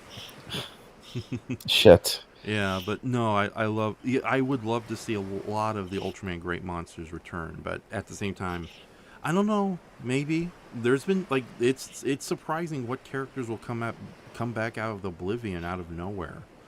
Yeah, like Ho Yeah, Ho, from that was Ultraman. That's indeed. not a Ultraman 80 monster people really clamor for. Most of them really would rather see oh god, the Mechagodzilla stand-in or the red ape Gora. Oh yeah, Gora and the Mechagodzilla stand-in was Mechagirus, so Yeah. Mechagillus or something. But all right, I'm gonna quick. You know, I love Ultraman Great a lot too. That was my first introduction to the Ultraman franchise, and the series still holds up, even though I do think the first 6 episodes are the strongest.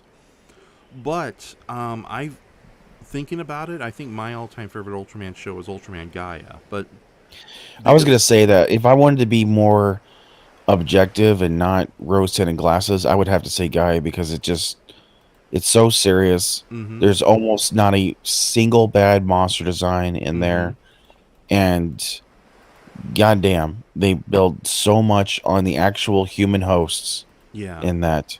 Yeah, not to mention I love the world building in that is top notch. The production values are fantastic. Even the episodes that technically suck are still a lot of fun. Like the one Well, I about like it that you have factions of monsters. Like you have yes. the element bending robots, the Yeah. shape shifting Mozart, whatever Mhm. the Oh yeah, jellyfish things the are. psycho meserds, the Yeah, shape-shifting liquid warriors you just mentioned. Tons of earth monsters and even lesser factions like the gassy werewolves, but so that's the name of our band EarthBaragon, Gassy Werewolves. But yeah, and not only that, but again, the world building is fantastic because I love like the defense team, even though a lot of them are very two-dimensional. It makes the yeah. world feel way bigger. I love the Well, there's also international. factions too. Yes. Like you have the Americans and Mm-hmm. Yeah. No. The whole. Yeah. I want to say factions, but different organizations at least for our human heroes, because yeah, it definitely makes the world feel like a much bigger place, like a more international feel that we haven't gotten since the original 1966 Ultraman. yeah, which So. adds to why the final 3 episodes are probably. I would say that Gaia's ending is probably the strongest written and done ending to an Ultraman show. I Oh don't think yeah. anything comes close to it. Oh yeah, no, I fully agree with you. It does. It's the 1990s equivalent. We never had a Destroy All Monsters or Final Wars in the 1990s, but Ultraman Gaia's final episodes definitely fills that niche beautifully. So, but yeah, let me read these other comments because everyone's yeah. So Warrior Kings join us. Um, Warrior King says Raf needs to advertise ahead of time before streaming. Arg. Yeah, I know we had success with the Dracula night, definitely, but this particular one, which is basically a test stream, um, yeah, I just did this on the fly and have already pushed it back several days. But from now on, if I do film watches and stuff, I will definitely give it a heads up ahead of time because we had some really good success with our Dracula live watch, horror of Dracula, I should say. Bum. Warrior King says I've been enjoying the hell out of Blazer, and I'm glad it toned down the toyetic elements, i.e., he doesn't take a new form and gets a new weapon every episode. Those elements are there, and then but much more restrained. And then G8 Nate says they announced some Ultraman project called Darkness Heals about characters like Belial as anti-heroes. It's just been some live show for now, but I've heard they might do it as a proper show.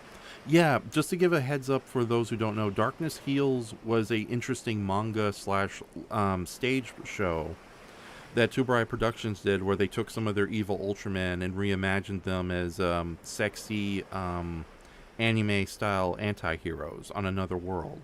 And now they're making an animated series based on it, but I don't know if it's going to be CGI or if it's going to be 2D anime. But there'll definitely be some fan service since the Camilla from Final Ultraman Tiga: The Final Odyssey will definitely be like one of the lead characters with Belial, Evil Tiga, and I think oh god, Dark Zagi from Ultraman Nexus, unless they decide to change up the roster. So, but yeah, that's interesting. So, um, oh yeah, and did you wait? Yeah, let me read these comments first because we got a lot of them.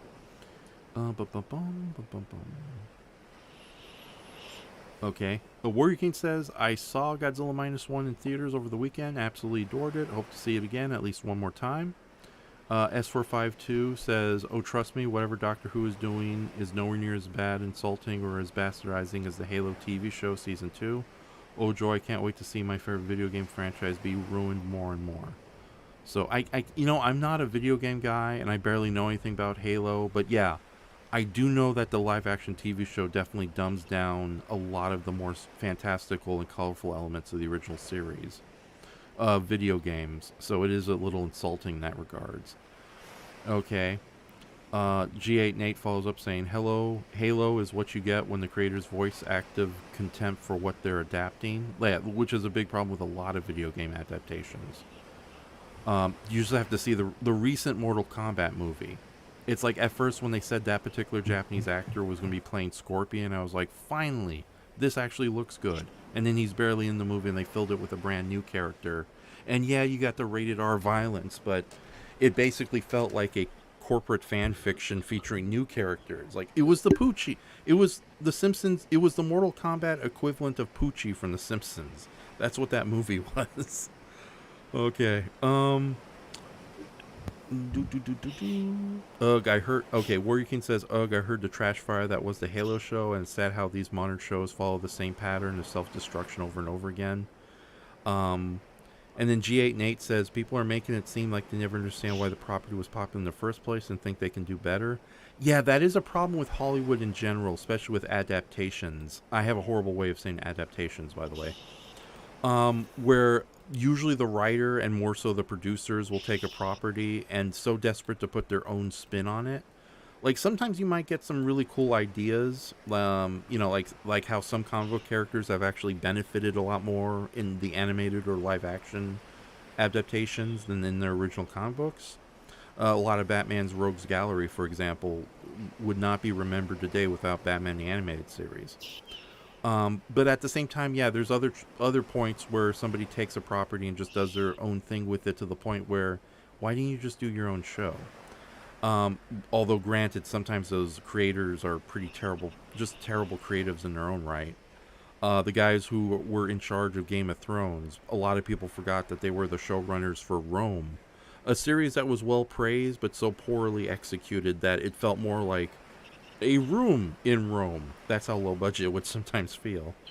And of course, when they ran out of books, they just, went crazy. But then again, they dumbed down the material from the first place. But that's a whole different conversation.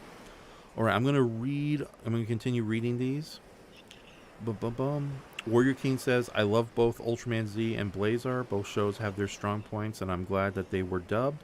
My nephew has enjoyed watching both shows with me, as well as the Hanna-Barbera Godzilla cartoon.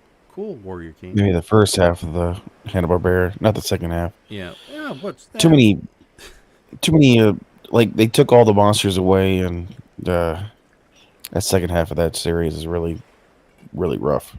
Indeed, but we still got some cool elements like Axor and Gravity Goliath.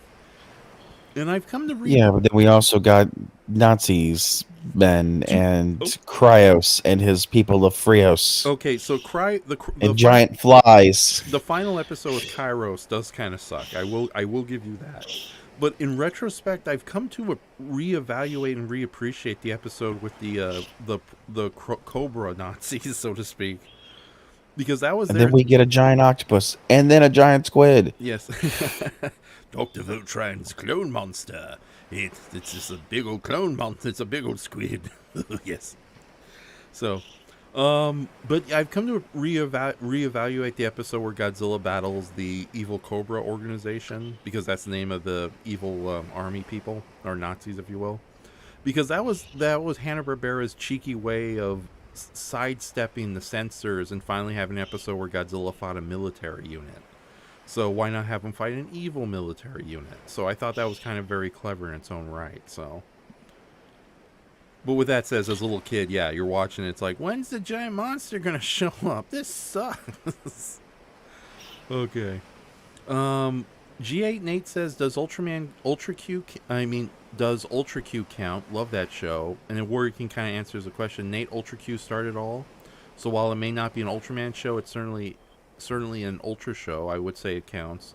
Yeah, the continuity between Ultra Q and the rest of the series is a little wonky, but it's nothing too extreme. I wish they bring back the Baron spiders. Oh yeah, those would be really cool. So, but there's a lot of monsters from Ultra Q. I'd love to see them come back. So. Oh yeah, everybody's clamoring for Bologna. Yeah. Oh, that would be that would be not only an easy monster to do, but yeah, you could really do like a insane cosmic battle with that. So just a giant potato floating in the air. That's what everybody wants to see Ultraman fight. Indeed, I want to see Ultraman fight the train from the Vari dimension. Have him fight a giant flying bullet train from that's supposedly supposed to be counts as a kaiju, because those Ultraman books are desperate to fill up more kaiju. Okay. Joking aside, though, I think it would be great to. Oh man, what's the name of that one monster? Mogura. That would be a neat monster to bring back. The mole. Yeah, the giant mole. I think that would be... it's Moglar. So however you pronounce that. Yes. Okay. Magula. Okay, there you go. Magura. Okay. Magura. Okay. And I'm gonna skip some of these. Well, actually, we could have had a Del Toro adaptation instead of the guy who made the Death Note movie in relation to the Halo thing. And then S452 says, yeah, I like the Del Toro and he would have made a good movie, but I hate his idea of Master Chief having an evil twin brother who sides with the Flood. Yeah, that's a little silly. Warrior King says, I'd like to see the great versions of Avaros make a return, or a variant of it, and more Red Kings who are actually red. Oh, I think he's referring to the Ultraman powered versions of Avaros and Benali. So yeah, I mean Avaros did come back, which is amazing. Yeah, for one, and I would say a Red King, but you did kind of get that with the Sphere, Red King and Decker. Yeah, Warrior King and Ultraman Decker. There's a point where Red King gets infected by the spheroid aliens, and I think they were deliberately making a homage to the Ultraman powered version of Red King in his mutant form. So, okay. I got a soft spot for Geronimon too there. Yes. From Nate. Yeah. I like a lot of people are like, he's problematic, and that's probably why they don't want to do it. Japanese don't give a crap about your American perceived politics of that. Mm-hmm. They don't. They just haven't brought him back for whatever reasons. It's not because they're afraid of offending Native Americans. I'm just telling you that right now, guys. Jesus. Yeah, and more the point, it's just a subtle in-joke that they could easily bring back the monster, just downplay maybe the name a bit. But other than that, yeah, it's no big deal they brought back Geronimon. So his stage show suit looks terrible. It is so worn out. I know. So I think it's one of the reasons why is because his suit is very fragile with all those feathers and everything. Yes. It would be a nightmare to film that. Yeah. No. A brand new suit would be preferred. So, hold on. I have a little bit of a hiccup coming up. Okay. Hopefully that's gone. All right. Zizal Draw says, speaking of Ultraman Gaia, I'm still wanting a comeback for Zogu. Yes, she was awesome. She's like one of my all-time favorite Ultraman monsters. And not because she's easy on the eyes. She's just a cool character regardless. But she's also easy on the eyes. Like I did point out on there, she did technically come back. She was part of the monster card with Belia got that new form. Oh, yeah, that is true. Yeah. Yes, you're right. It was her and... Was it? I don't know what the other monster was. Yeah, no, there is an Ultraman Geed. Yeah, the Zogu. Was it Grand King? No. Yeah, no, it was Zogu, Ultraman Belial.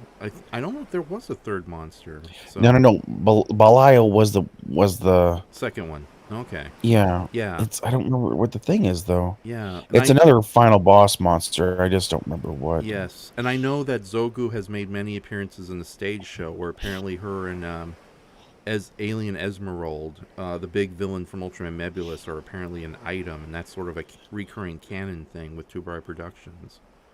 I wonder how that relationship works. There was a question up from earlier from Morgan. Oh, it's a random but a relevant, silly question for Raf and EarthBaragon. Does Godzilla's look purple or pink to you in the new MonsterVerse trailer? And definitely say it was pink. He's gone Super Saiyan Rose. Yeah, yeah. And someone pointed out on a trailer comment that hydrogen from a nuclear reaction can burn as a pink color, Mm-hmm. and that is an incredibly high radiation content. So I don't know if that's what they had in mind when they did that, or if they just said red and blue complement each other. Original poster had pinks and the light blue, so Yeah, I because don't know. the blue flames of Godzilla is already a reference to the kind of blue light that comes from extreme radiation. So yeah, I can probably buy the purple It's thing. just toy merch, people. That's all Yeah, it is. yeah, and of course the pink laser in Shin Godzilla was a direct reference to the most extreme color of the most extreme heat that the universe knows, which is purple. But ultimately, yeah, I just think they're just playing around with the designs. It's nothing to get too worked up about. And besides, we've had bright green Godzillas with fuchsia spikes, so I'm not too angry about this. We've had orange breathing Godzillas, you know. We've Oh had yeah, yeah. white. We have had blue. Mm-hmm. Yeah. The only So thing we really haven't had is, like you said, we haven't had. plaid. Well, technically, you had green from the animated series. Black, really. Yeah. That's kind of the only color I could really think of extreme. Because, well, I guess yellow. Okay. Well, But plaid. yellow, orange, We you haven't know. had plaid lasers. You know, big old Scottish Godzilla. Oi, look at that. It's Ghidorah. Oi, It's Jitara. Rodan, get out of the pub. We gotta fight the Ghidorah. Get down here, Eventually, laddie. eventually they'll probably make it like a black. Like Yeah. Godzilla is the lightsaber to the Star Wars. Yeah, yeah. It's like for the most part, Godzilla's always been a grayish color, so his skin has always been confusing to people because yeah, gray or charcoal black picks up different colors and lightings. That's why the Heisei Godzilla was always changing from red to green to blue, depending on what the studio lights were like. But yeah, I don't mind the purple. Okay, let me get through some of these comments. We got a lot. So, yes.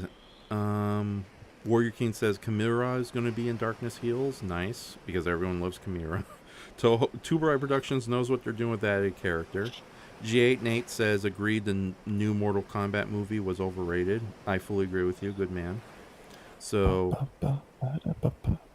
yeah, I did the audiobooks Goji Shea of Game of Thrones, and they were way more imaginative than what I saw with the first few seasons of the TV show. So Warrior King says, at least in The Simpsons, the creators of Poochie had the common sense to actually get rid of him rather than continue to force him on the audience, no matter how badly he was received. And then go. It's a fine card, by the way. Huh? That. Oh yeah, that's boobs. That Ultraman Belial. It was 5 King and Zogu. 5 King and Zogu. That were the two cards that were combined. That was those two cards to give him big, thick thighs, give him all that cake and wings. Zogu was definitely a big lady. Chimera Biros. That is a really. Oh, I mean, the name makes sense, but man. Mm-hmm. You ever try to go to one of those, it's a website. They do all those, they do all those, like, Pokemon, name. It's really known for, like, those Pokemon name challenges where it's, like, type in as many Pokemon names as you have, you know, in, like, 14 minutes. It's one of those quiz things. I try to do, like, the Ultraman one. I figure, like, oh, I can get all these Ultraman characters, and then I really realized that, like, I don't know any of the Ultras that were in the Jonas series. Mm-hmm. I can barely remember anybody's alternate forms. Yeah, there was a lot of and then I Ultraman. really get lost. Yeah, no, there was a lot of characters in Ultraman Jonas, so I could totally see your confusion. Even I know they have names, but it's like they're such minor characters. I don't even know who's who and who Well, changes like into what. I can't remember the name of the Ultra that Gringo and Rube and the oh god, Rube and Blue, they all form into that one character. I don't remember the name of that one. Mm-hmm. Yeah, so yeah, don't I barely know any of the monsters from the 70s. Okay, I'm gonna finish Oh, reading. I tried to take that test. Yeah. Okay, I'm gonna finish these comments. We do have one from Goji Shea, which is kind of a silly question, but Doomzilla says, "I think it was the Simpsons' way at making fun of additional characters being forced in that blew up in their faces to the comedies that stupidly added new character for an established series so late." G8 says, "Never even made the native connection with Geronimon. Just thought he was yet another bizarre kaiju." Yeah, indeed. Like I said, the character is so minor in that regard that I think you could bring him back with no big deal. Or if you do bring him back, redesign him to such a point where it almost feels like a new monster, like what they did with Bat Alien in Ultraman Saga, compared to as much wackier what the heck we were doing in Return of Ultraman. Warrior King says, Zogu is very cool, though I'm not sure her returning would be the best or would also cheapen her. Yeah, that is a good point. Yeah, she was so good in her appearance. Goji I would like to Shakes. see her angel form, not her final monster form. Oh, yeah. But her angel form would be kind of cool to see come back. Oh, yeah, and plus would be very easy to do, even if they gave it slight Oh, yeah. redesigns and tweaks, so... On the cheap, yeah, Yes, easy. yes, big old angel lady just throwing Ultraman around like rag dolls. Yeah. Okay. Giggling the whole time. Indeed. Her and Madame Woe should team up. Share outfit secrets. Okay. I'm very much doubt they'll ever see Plaid, the Atomic Breath, unless maybe you do some drawings of it, Raf. So I meant more, yeah, Plaid, whatever. Plaid's funny. And then G8 Nate says, I wonder if they'll make a Shin Ultra 7 movie, although it seems like the whole Shin Heroes universe has kind of died right now. It's on hold, although Hideaki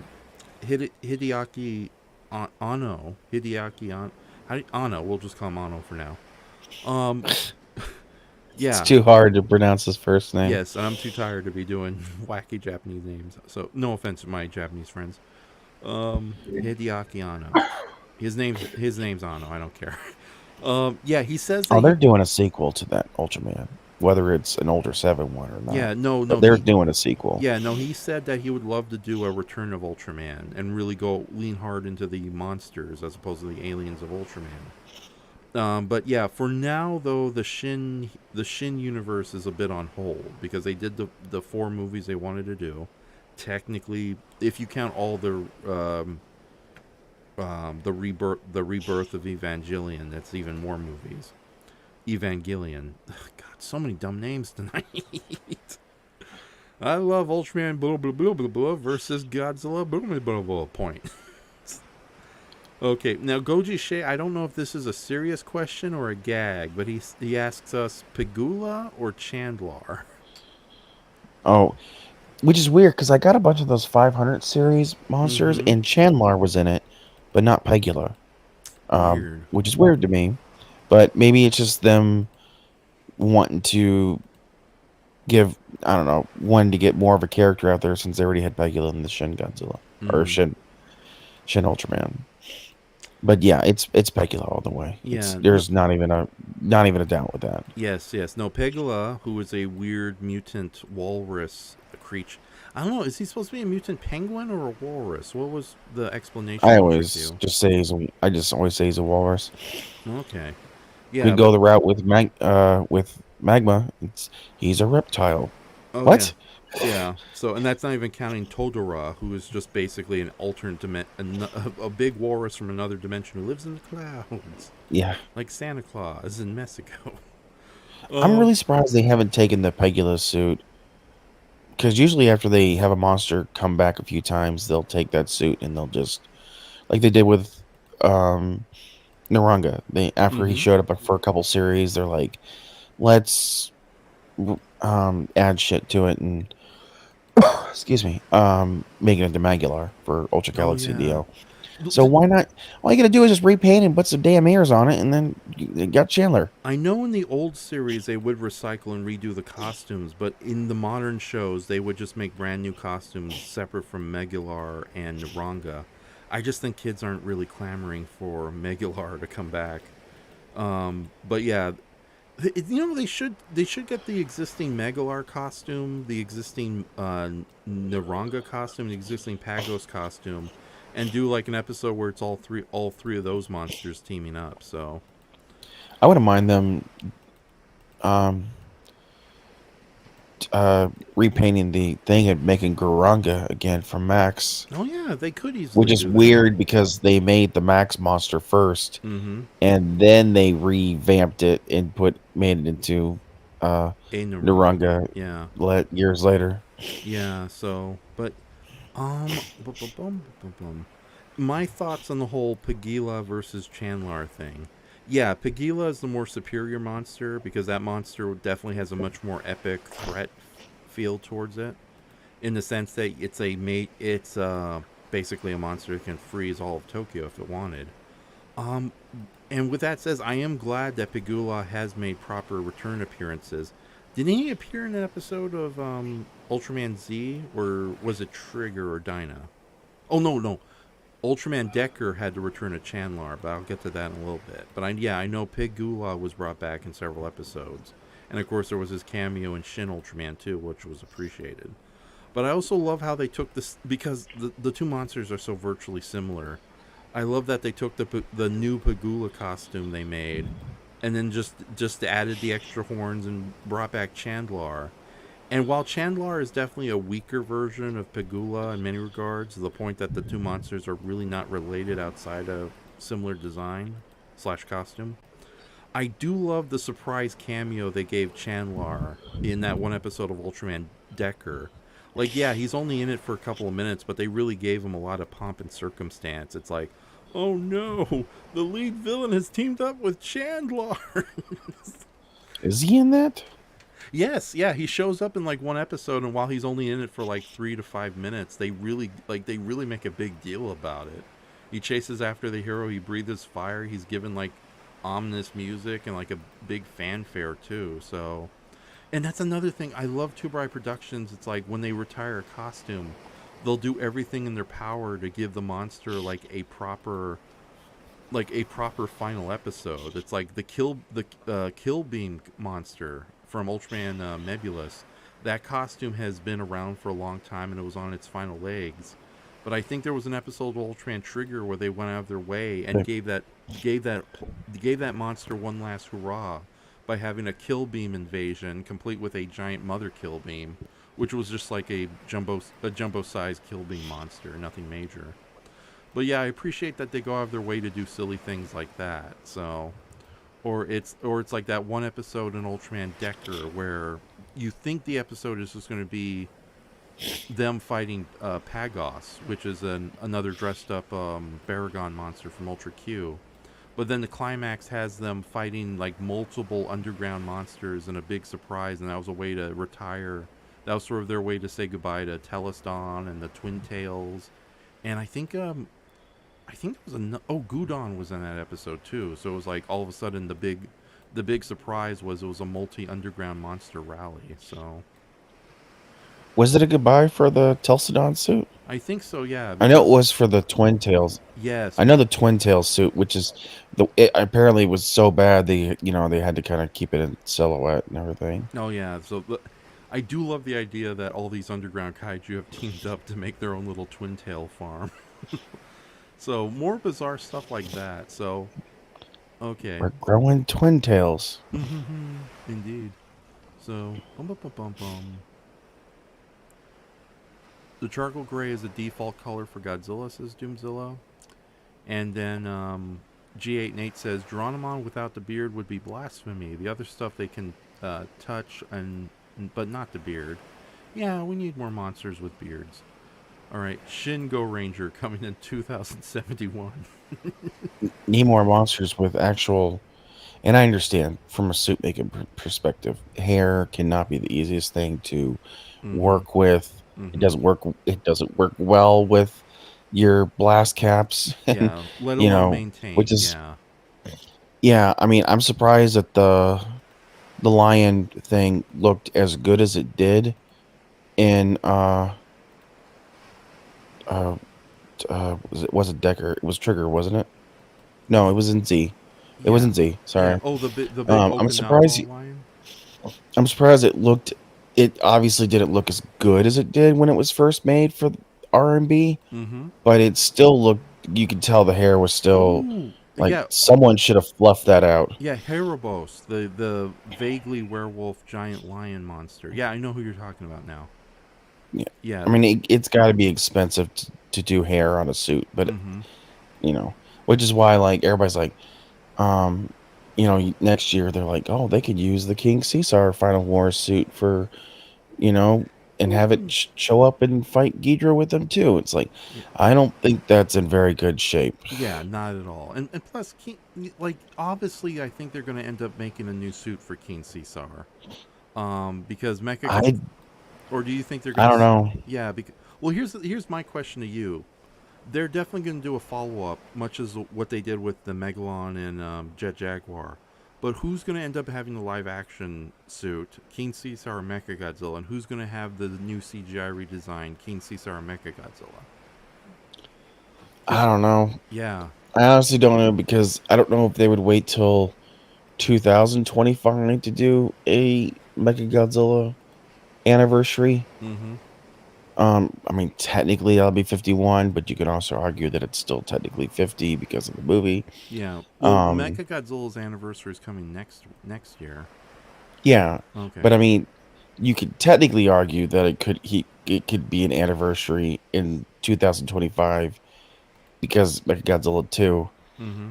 in Well, that movie, but yeah. We but also have Titanosaurus, so who knows what they're going to do with that character? yeah, well, next year you could do Titanosaurus in the animated with Mechagodzilla live action. Mm-hmm. I don't know. It just seems like such a weird thing that they would prioritize King Ghidorah's 60th when you had a 50th for one of your big five. Mm-hmm. Um, so it just seems so weird. Like I don't know. Like the first time when they redid I'm really surprised they didn't bring out the Gigant suit from last year too, Mm-hmm. and have it show up and do like maybe a 2-on-2. Because that's still got to be in good shape. Yeah. But like, Maybe they're I saving it don't. for something else. I I think they're gonna have to. I think they're gonna have to rethink how they do this because the first time they did it, fans were like, the first time they did with the Hydra suit, it didn't look the best. It still Mm-hmm. looked decent. So when they said like when they crowdfunded the Gigan suit, like, hey, if you crowdfund this, you get all this, whatever you can do special, and people are all bored behind that. And then they're kind of pissed because Toho takes the thing down after like a week Mm-hmm. being on their website, which is, I think, if you paid for it, leave it up. It's not going to hurt anybody in Yeah. the long run if you just leave that on YouTube. Mm-hmm. Um, and then they're like the next year, hey, we're doing Jet Jaguar, crowdfund this, and you'll see it, and all this other stuff. Well, guess what? That crowdfunding failed. That did not reach the limit that they wanted to reach on that. Mm. Um, and I don't think if they try to pull it again, you know, crowdfund a Mechagodzilla suit or a King Caesar suit or whatever, I don't think it would. I don't think it would succeed because Mm. there's just no incentive for the fans because they might take the special down in a week. They left they left the Jet Jaguar in there up for so long. I'm surprised for one. Mm-hmm. I Um, think the main reason they did that because the actual live Godzilla event stream went so yeah, poorly digitally that they kind of did a compromise with the Jet yeah. Jaguar short by keeping it up a little longer. They've got to think of like better incentives for Mm-hmm. fans if they want them to shove out their hard-earned money and pay for something because guess what? they're going to pay you for this suit, and you can trote this suit to any Japanese mall or whatever and use it for publicity or whatever. It's a win-win for you. Mm-hmm. Easy. Hmm. Because you could still do stage shows with that. Yes. Yeah, we'll see. Yeah, we'll see what happens. I know the CGI stuff is a lot cheaper, so I think, and I have a good feeling they'll probably want to save Mechagodzilla's anniversary for the CGI short because they already got That's Jet what I would think, because Jaguar. you would Yeah. be able to do anything with it. Mm-hmm. That's why I'm like, I don't think King Caesar is going to get anything. I really Mm-hmm. don't. I think that this next year is going to be Mechagodzilla will be the CGI, Mm-hmm. which whatever, it's fine. I don't care. And they'll just Maybe do a we can, sequel with Jet Jaguar and King Ghidorah. if we did that, then maybe we can get some like actual black hole aliens with the green face, and Mm-hmm. in the original ones they had little spikes in their face, but for some reason they lost that. And in the second movie, they look like radiation burn victims when they Yeah, pull their which masks I off. which I think was Inoshiro Honda's attempt to kind of bring back the aliens to the Mysterians level. So as opposed to the Planet of the Apes inspired Spectrum Man route. I prefer, I prefer, I prefer that. Speaking of Spectrum Man, somebody on YouTube is uploading piece by piece all the Spectrum Man episodes, Mm-hmm. but they're DVD quality, Mm-hmm. but they have the American dub on the audio track. And Right. I love that 70s dub of that track because Gory's henchman kind of sounds like Popeye. He's always Mm-hmm. grumbling, "Rah, rah, rah, rah, rah, rah." Yeah, and the dub you're the is, genius boss, I guess. I don't yeah, and the dub is hilarious. Like, it's a really fun know. Mm-hmm. dub. But he's uploading. He's all the way up at episode 9 with Nizu Birdon, that two-headed Mm-hmm. rat thing. Oh yeah, the But two-headed rat monster. Yeah. but they're Didn't all DVD quality, and it's got the American audio to it. Yeah, didn't someone already posted the like upgraded dub versions of Spectrum Man alongside the Space Giants, or did that channel get taken down? I never saw that. I never. Okay. Space Giants. That's another. That's a series that just nobody talks about. Yeah, so especially since it's almost impossible to see in America due to the weird Lego mumbo jumbo with its American distribution. So, but yeah, we'll see what happens. I'm gonna go over the comments right now very quickly. Boom, boom, boom. Goji Shay says, my question wasn't meant to be serious, the whole Chandler versus Pagula question. So, and then S452 says the next Shin movie is going to be that $600 Combiner Transformer Megazord toy. Okay, I know they said they wouldn't do crossovers, but Godzilla vs. Evangelion would be money in the bag. Yeah, it's I funny. just don't see Hideaki like compromising his baby that he created with something else. Yeah, well, he pretty much ended it with the fourth Yeah. rebirth of Evangelion movie, so I think he's pretty much done with that franchise. And I know that there was a CGI ride of Godzilla vs. Evangelion that introduced that more serpentine King Ghidorah. So I know I have footage of that somewhere, but we'll see. So hold on. The whole ride's on. It's on YouTube. Okay. Like, someone put the whole thing on there. Okay. It's like 8, 9, 11 minutes, something like that. Okay, It's not the longest. That sounds about right. So yeah, let me finish reading these comments because yeah, I'm getting distracted with the mermaid belly here. So mermaid belly. Woo.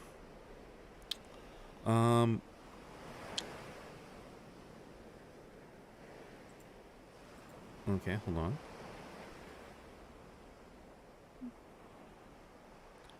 G8 Nate says they might do CG for King Caesar 1. They could maybe do a King Caesar and Mechagodzilla 1 short, both CGI. No, that's probably the smarter idea to go on. Yeah, and then Goji Shay says, yeah, that's your YHS on Monster Island uploading the Spectrum Man episodes. I like their top 10 Ultra Q, Ultraman, Ultra 7 videos they've also done. Okay, then I gotta check out that channel. Let me go share that in the comment. Let me go share that in the comment section. Get your original link from Discord. So, give me a moment. Bum, bum, bum, bum, bum. That we're all on the same page as far as the channel is concerned. Oh yeah. Okay. Man, I'd be really interested in next year when they do the King Ghidorah. How in the world they're gonna? Because I hate the way that Ghidorah suit looks, where the necks have like this big S kind of curve to them. I don't really care for that, but like I don't know how in the world you're gonna get any kind of physical interaction with that suit at all. Yeah. Well, the only reason I think they brought back King Ghidorah, well, of course, you're celebrating like the 60th anniversary of King Ghidorah, but they did bring back a costume and refurbished it into basically a giant-sized Muppet puppet. Yeah. For that commercial, the one where all these different characters have to unite against a meteorite, and King Ghidorah just shows up out of nowhere. So Yeah, it's a Japanese. It's a commercial that like job seeking application website kind of thing. I think it's more for related big businesses. No, I think it's more related to clean energy. That's why the whole Is commercial it? is all. Yeah, that's why all these different varying groups are joining forces against a bigger threat. So the samurais join the zombies and the samurais join up with King Ghidorah against a meteorite. So okay.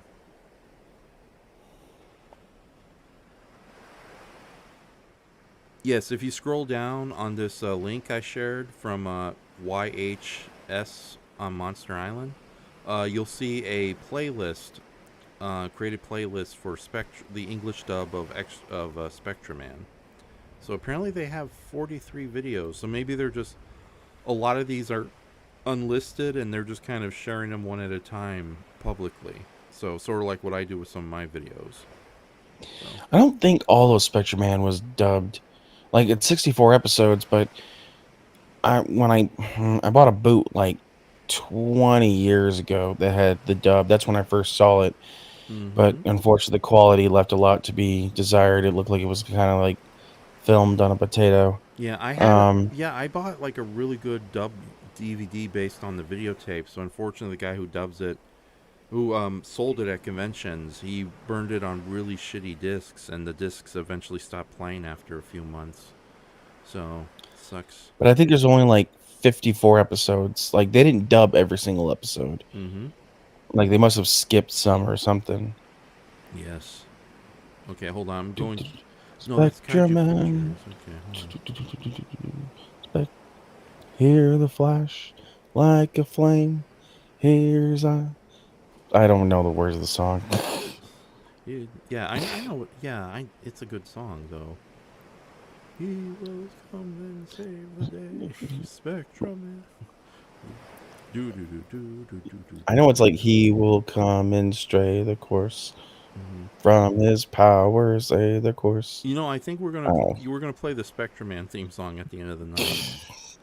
Oh yeah, somebody did upload. Okay, so bad news was that there was a YouTube channel that uploaded really good versions of both Spectraman and Space Giants, and now they've been taken down. So that sucks. Maybe he's uploading the English dub in it, and just because it's slapped with public domain or whatever it says on it. So maybe that's their way trying to get around that. Yeah, we'll see. Better save these while they last, ladies and gentlemen. But the Internet Archive probably has them, so yeah, we'll be okay. They probably have like the original Japanese versions on there. And with Spectraman dubbed remastered. Playlist does not exist. That sucks. So delete you. All right. And yet you can have playlists of almost all the Ultraman series on there, and nobody cares. The Ultraman. I wish somebody would. Well, Fireman's all on there. I think only 1 or 2 episodes are missing that. Man, I wish more fans would give that a shot. It's really a really good series. Yes. I would say Silver Cayman, but like I hate the first half of it. When he's not a giant. Oh yeah, the weird investigation alien show. Well, yeah, like the first half he's like human sized. The second half they're like, fuck it, we'll just do an Ultraman ripoff, and they just do that. And the monsters aren't that bad looking. But it's definitely, you could tell when you look at that, you're like, yeah, this is the same company that did Iron King, Mm-hmm. like a year later. Yeah. Iron King is such a good show. Right, Baron. I enjoy it. Yes. I enjoy it. So. Monsters are not the best looking. Mm-hmm. It's weird. Like they get worse looking as they go on. Like none of the insects look that great at all, Oh, the except for Titanians. Yeah. like I love that's my favorite faction, but most of those suits look terrible. The only one that looks decent is the Balloon oh my Beetle. god.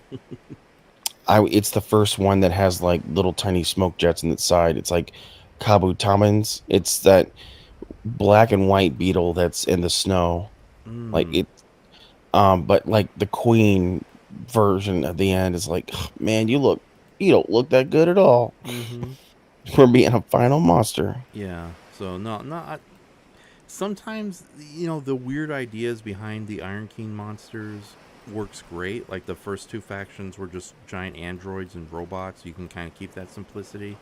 But yeah, I get the feeling that when they got to the Titanians, the alien insects, they didn't get the memo of what the monsters were. So the first couple insects have this same robot powers that the Steel Comrades of the second At faction least they had. look like insects. Some of them Yeah. don't even like Cricketon looks like an insect, but then you get that big purple looks like a lizard. Mm-hmm. Yeah. So okay, hold on. So I'm gonna read the comments again. Thank you, ladies and gentlemen, for being patient with us. I'm sorry I'm not the most dynamic host tonight. And thank you, EarthBaragon, for joining me. You definitely have kept things a little more interesting. Okay. Oh, too many credits. Oh, comments. Come. All right. G8 and 8. See, the Evangelion 4 seemed to be the end, but I swear I saw something saying it wouldn't be the last one. Oh, yeah. Ano said that he might revisit the characters again in the future, but right now he's taking a rest from them. That's how Goji Shay says that's how I felt about fans. We're saying they want to see a Shin Godzilla sequel where Godzilla fought other monsters. I didn't think that suit was suited for the monster fighting. Yeah, so I know there was a brief idea to kind of do a Shin Godzilla Raids Again sequel, but that's kind of been canceled. So, Warrior King says to return to an earlier point in the discussion. While I do love how faithful Tsuburaya is to the majority of their OG kaiju designs, I do appreciate when they redesign characters like Alien Bat. Alien Bat was an interesting character, but his design left much to be desired, whereas his redesign is absolutely fantastic, while still recognizable as being the same creature. I think Alien Temporer was much the same. The original design was interesting but needed a lot of work, but the upgraded design that came much later looks incredible, indeed. Yeah, that and Hippo. Yeah, Super Hip, Hippolito. Yeah, it's like yeah, they took it and they made it more refined and nice. So, yeah, that um, was pudgy and like arm extensions that are not working very well. exactly. That's one reason why I can't stand the original Tempero suit. Like the arm extensions, he just like flopping those little crab arms of him all over the place. Mm-hmm.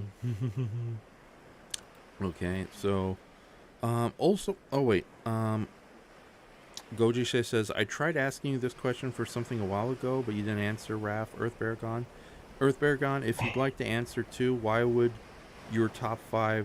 Oh, what are your okay? I don't. He asks. Goji Shay asks, what are our top 5 desert island kaiju movies would be, aka the ones we would take to a desert island and watch. I had to shoot off the top of my head. God.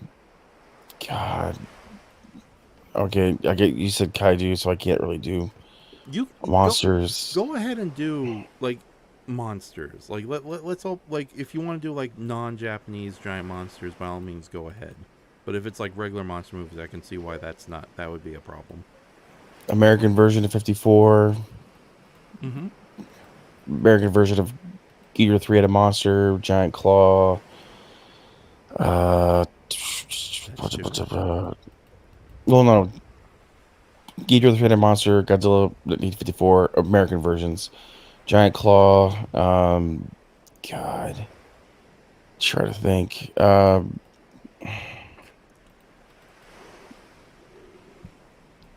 I'm looking at posters all around the room, trying to get an idea going here.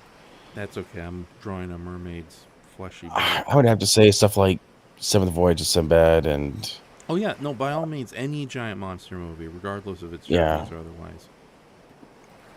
uh, yeah, Seventh Voyage of Sinbad and I don't know what the fifth one would be. Probably them. Yeah, I could watch that one almost any day of the week. yeah. That's definitely 5. Them, American Ghidorah, American Godzilla King of the Monsters, Seventh Voyage of Sinbad. What was the other one? Giant Claw. Giant Claw. Okay, yeah, you I could got watch 5. that any time of the week. Yes. I'm going to cheat a bit, and my 5 choices would definitely be um, Godzilla against Mechagodzilla, because I really do love that Kiru. Um, Gamera the Brave. I don't care when it says, I love that movie. Ba-ba-bum. Um, Ultraman, Ultra Galac. No, what was the name of the movie? Ultraman Zero, the movie, The Revenge of Belial. I love that movie. That's the second one. Yeah. Yeah. Jason the Argonauts, why not? Do something classy. And I gotta pick a 4th one. Let's, God. As much as I love Godzilla vs. Hedorah, I think I'd have to go with a slightly more fun Godzilla movie. But which one? Rodan. Let's make it Rodan. Oh yeah. I love That's Mr. Rodan. I like the American version though. It had to be the American version. The Japanese version's a little stale. Yeah. I just watched it. It's stale. It doesn't. Everybody rags the narration, but I think that really helps it. And be taking out some of the more embarrassing scenes of the Mega Nulon suit just doing cartwheels down a coal hill. No, yeah. You know, wee. Wee. I'll get you next time, miners.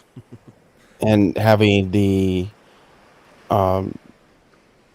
second Rodan technically show up earlier helps out a lot. Yes. Oh, yeah, that helps out a lot, too. So, it's a good surprise delivered at a good time, so. All right.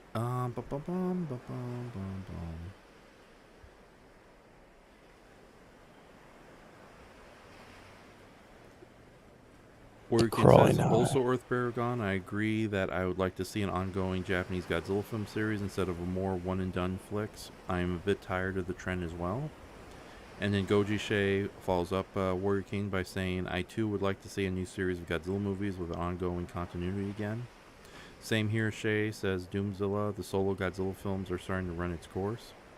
Warrior King then says to both Raf and EarthBaragon, if given a choice, what sort of original kaiju opponents would you like to see Godzilla or Kong face off against in future movies? Moby Dick. He's done. He's done bugs. He's done dragons. I'm not really good with original monsters because if you look at my art, I don't do anything original. Raf's the one that does all the original stuff. Giant monster babes, mermaids, lobster mermaids. Okay, keep going. I'm joking. I would say like something like a big bug, but then everybody would just say it looks like a Muto. So, I don't know. Just I guess like a quadruped lizard. I would like to see him fight. You know, yeah, something reminiscent of like Anguirus or hell, even that 6 or 8 limbed lizard thingy that was conceptualized. That would have been cool to watch.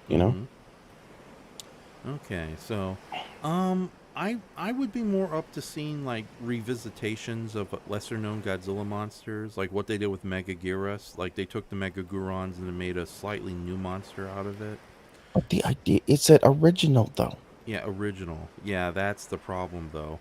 Godzilla's practically faced and battled everything imaginable. Though with except for mammals. Like yeah. Literally, Kong is the only mammal he's ever fought. Yeah. Oh, yeah. I'd love to see him fight another mammal. Yeah, especially now that technically yeah, it's like finding out that technically Kinsey-Sar and Magma are not mammals.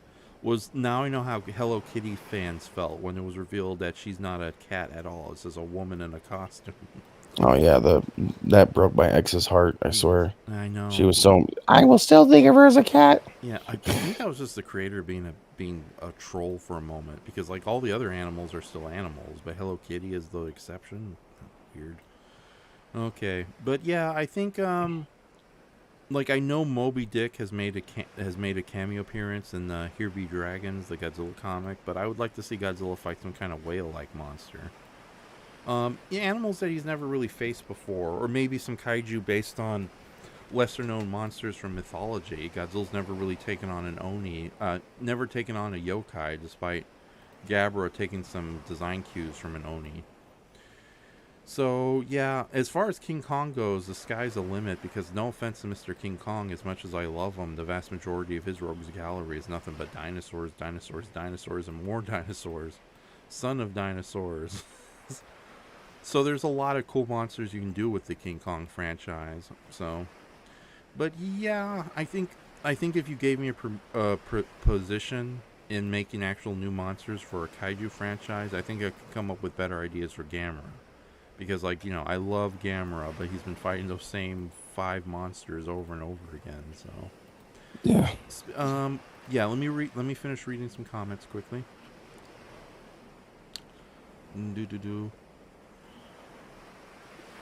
Nate, we need to go back to the 70 film. Yeah, Nate says we need to go back to the 70 films after Shin and Godzilla -1. Just absurdist, wacky stuff with really weird kaiju.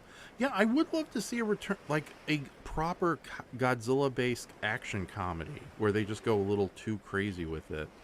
Although, with that said, it might end up as bad as some of the kaiju comedies that people really hate. So, or it might be really good, like Outer Man or Outer Man.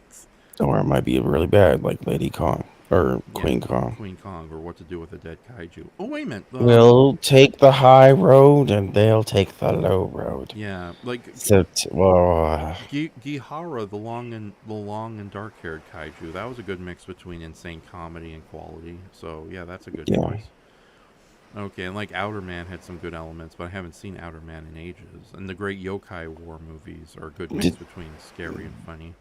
Did that one guy that ever made the Ranga, it's not Ranga, whatever, the monster from Mars, did he ever do anything else in he did the kaiju world? Yeah, he did a loose sequel to Naranga, the Monster from Mars, called Planets, with a Z instead of an S. Well, it's a play on planets. Well, it's a 1-hour story about an invasion of aliens, and the lead heroes have to pilot giant robots to fight them. Never heard of it. The climax is a big surprise because the ultimate weapon... Do you want me to spoil it for you? I've never heard of it before, so it doesn't really matter to me. Yeah, okay. So the climax is they have to activate the ultimate weapon that was created ages ago to battle the alien invasion. And it turns out it's a man-made, genetically engineered, jumbo-sized version of Naranga, the Negadon, the monster from Mars. Except it's a good guy Earth-created version.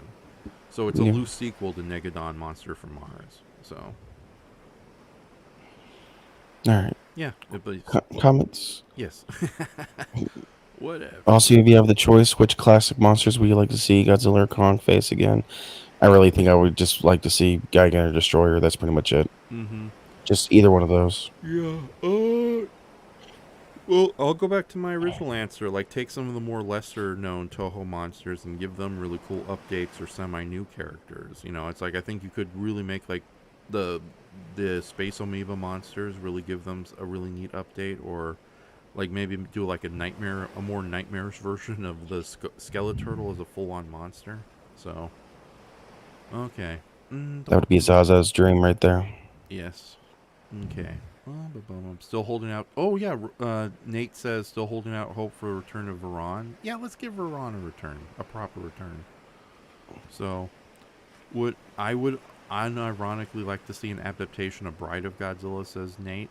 And then Goji Shea says, I feel like those are some potential in that one woolly mammoth monster we briefly saw in Godzilla King of the Monsters. Behemoth was his name, I think. Yes, his name was Behemoth. And I would really like to see something like Negadon Monster from Mars again. Yes, that is true. That was a decent short, but like I said, it does have a loose sequel in the form of Planets. So, Nate asks, favorite non-Godzilla Toho kaiju movie. Rodan. Rodan. Yes, Rodan is a lot of fun. I would also put in Frankenstein Conquers the World.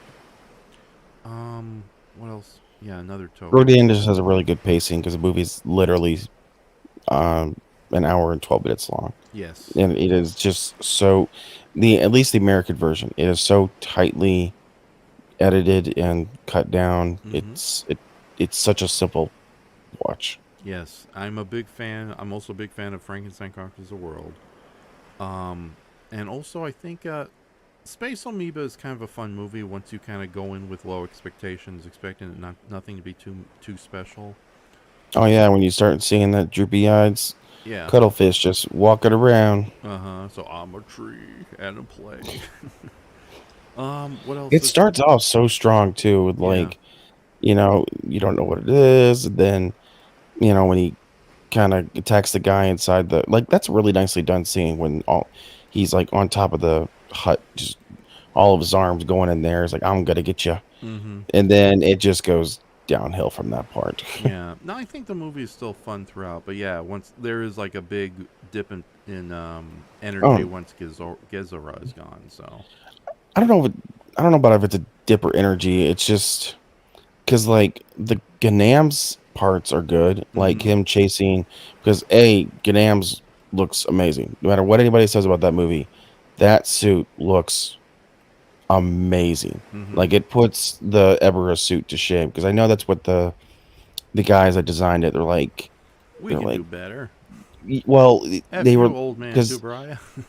if I remember, and I could be wrong, it was their teacher or whoever taught them made the Ebera suit, and they're like, they wanted to do, they really liked all the ingenuity that went into that Ebera suit, Mm-hmm. and they brought it into this.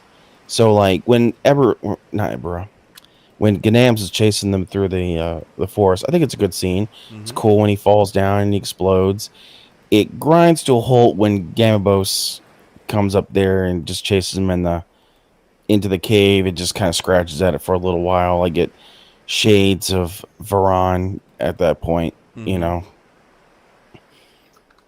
And then you have two monsters just staring each other down, and I'm gonna spit on you. Ugh. Mm-hmm. Yes. What's another? Oh, I really like.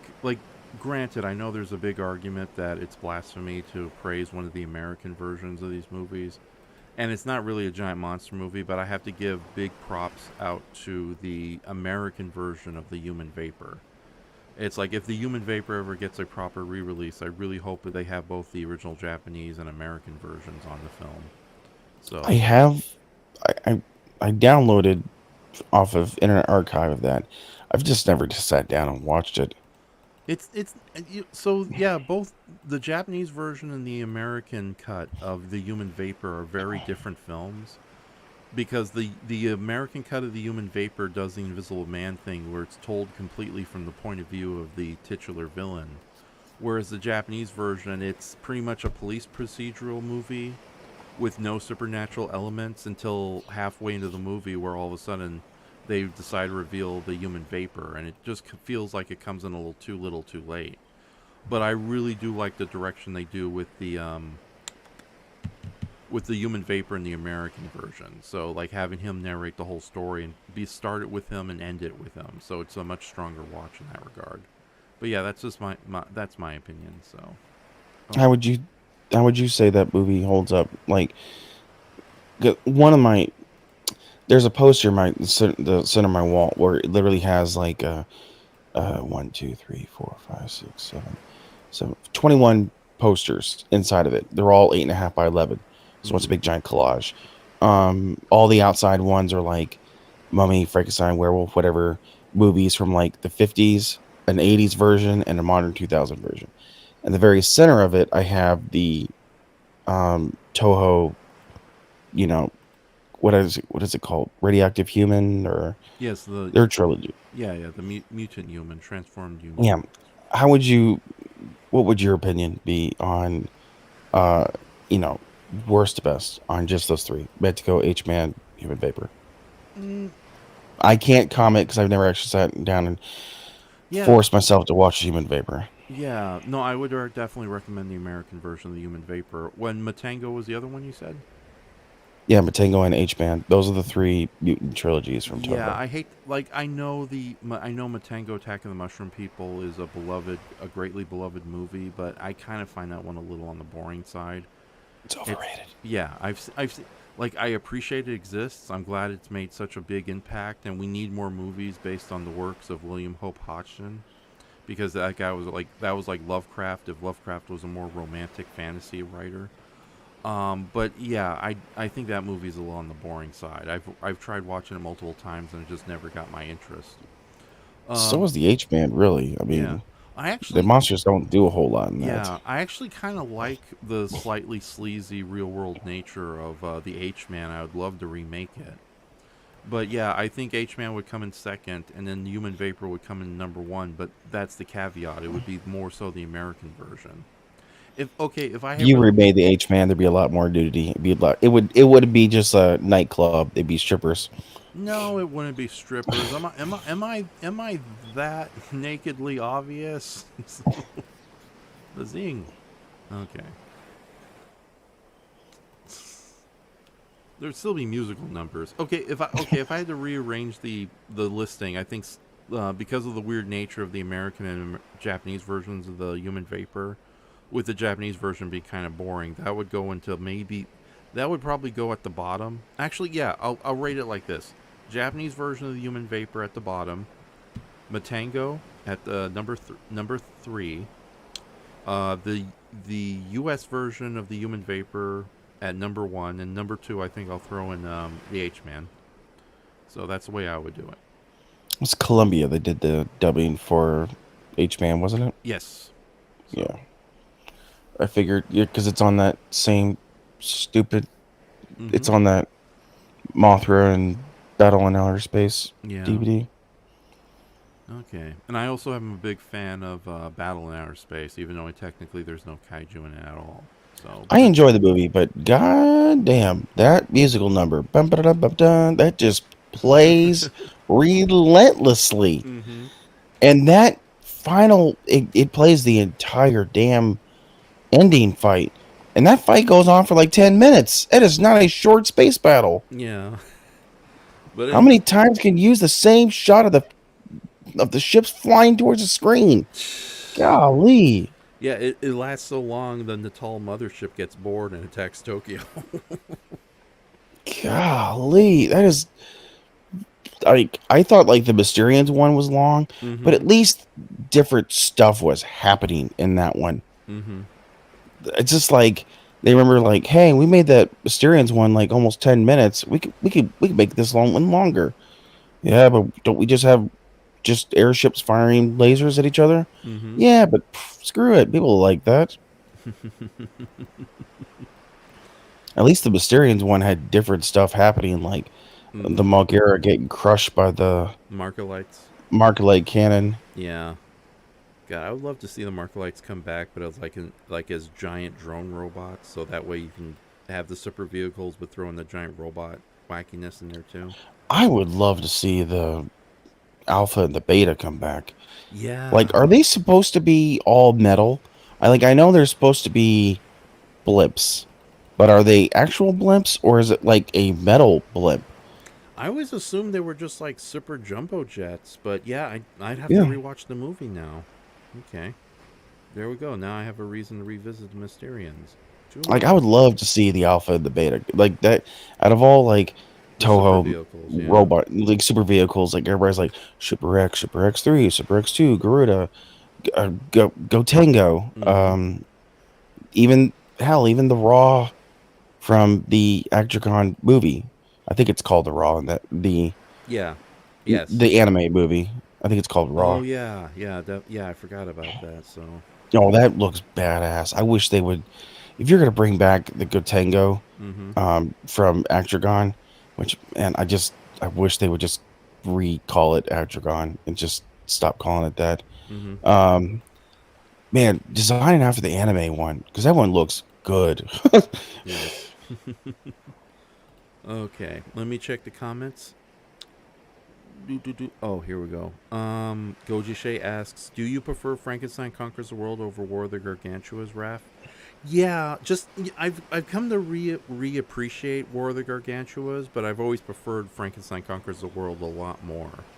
I'm surprised there's so much more kaiju action in War. Yeah, but yeah, there is, but I think we spend a lot more time with Frankenstein, and Baragon is a lot of fun. So I don't know. I just think, and plus Nick Adams is in. It's just because he eats teenagers. That's all that you care about. No, I'm not that. Teenagers, horses, and chickens. And other villagers off camera. And also, I think the presence of Nick Adams definitely gives Frankenstein Conquers the World a more vibrant energy that the. Oh, I hate. yeah. Yeah. No offense to what's his face, Mister. I got a golden shovel, but yeah, he's not. He was bored. Like he deliberately deadpanned that. Yeah, exactly. So now I have more appreciation for Rhodes' Reason and King Kong Which Escapes. I didn't actually know that until I watched Brandon's video. Did you tell him about that? No, or did he discover that himself? It's God, what's the name of the guy in War of the Gargantuas? I don't remember. Yeah, but did you tell him that research fact, or did he find that out himself? No, here's the thing: the guy who starred in War of the Gargantuas, he's made it very well known in multiple interviews, even after the fact that he's come to reevaluate the movie himself, that he was literally sleepwalking throughout the whole movie because he thought it was beneath him. And this was an actor who had a big musical career and was in major movies too. So for him to go to Japan and do something for AIP of all places, American International, or UPA, I think, it really, he was not in a happy mood, and it shows on the camera. So no, he looks bored. I don't know. And he's acting alongside Miss Namikawa. That's crazy. Yeah, exactly. You're acting alongside a Bond girl. God. Yeah, and actually, no, the actress who plays Miss Namikawa was never in a James Bond movie. It was a lot of the other. Oh, that she was. Yeah. But no, I think Nick Adams brings a much needed energy and likability to Frankenstein Conquers the World, and his chemistry with Kimo Mizuno, who plays Miss Nakanawa, is a lot stronger in that film. So I hope you enjoy my barbecue, baby. I'm Nick Adams, yeah. So, okay. And also, I just think, I love Sanda and Gyra, but I think Frankenstein and Baragon are the more interesting monsters. So, Nate says, glad to see someone like Ganymedes, the giant crab from Yog, the space monster. And then Goji even though you can see his legs. Yeah. And then Goji Shay says, I think I remember reading on Toho Kingdom once that Toho wanted to do a Human Vapor meets Frankenstein monster movie, but they never worked out. And then Nate says, has either of you guys seen Wolf Guy, a truly bizarre Sony Chiba movie where there's little information on mainly since the director admits that he was coked out of his mind, can't remember anything about it. Yeah, I've seen Wolf Guy around a lot, but I've never had an opportunity to watch it. For the longest time, it was readily available on multiple streaming services for free, and then they just took it down. And it's an Arrow video release, so it's probably already out of print and $1 billion.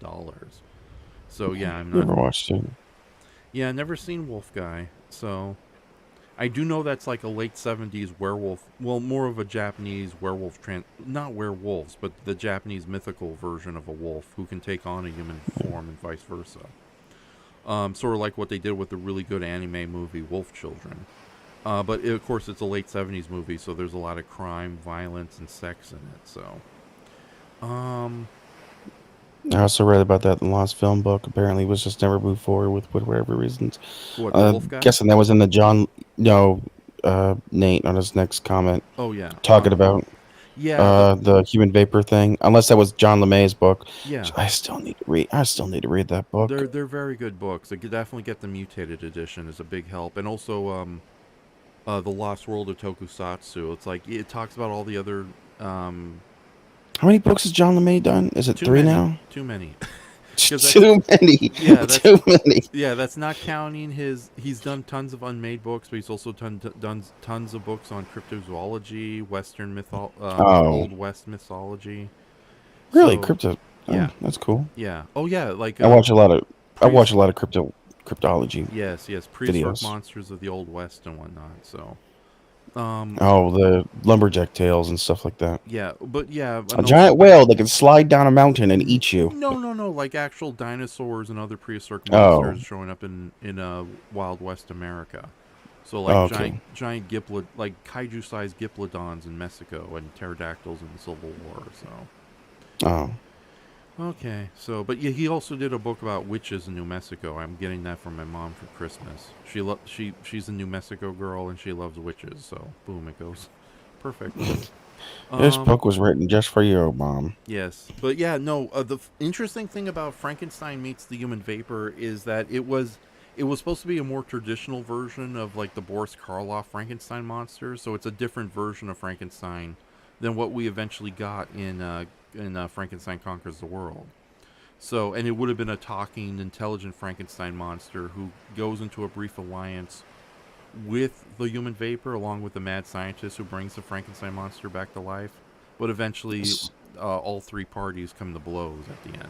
And the So human kind of vapor, like it's like the I Frankenstein from yeah, or more so, it feels more like House of Frankenstein. You know, those like loose Universal monster team ups.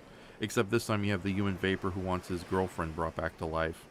And thankfully, there's a modern day mad scientist and resurrected monster from the 1800s. So okay, still need to see Atragon, says Goji Shay. Yeah, there's a dubbed version of it on Tubi, but it's like a really Mhm. crappy print from a British company called Cheesy Flicks, who It's not sucks. that bad. Yeah, Like I've it's seen serviceable. better. Yeah, it's serviceable for what it is, but I'm also getting sick and tired of these British companies treating these Japanese monster movies as public domain trash.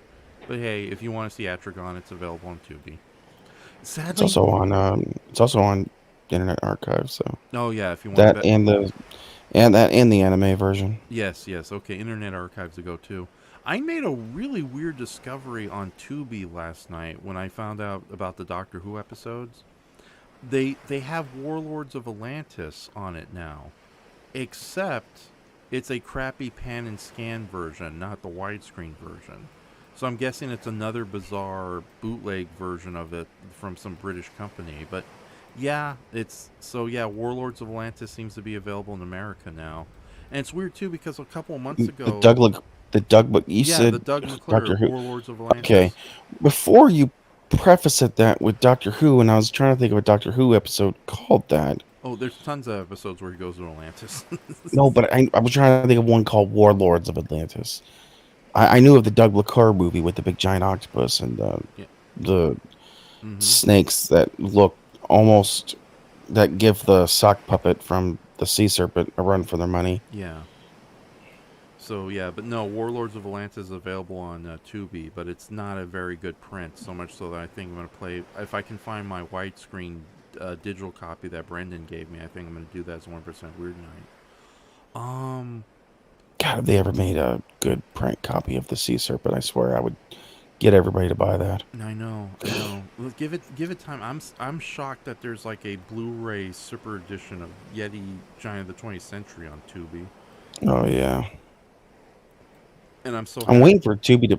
I'm waiting for Tubi to put the whale god on there because they put monster.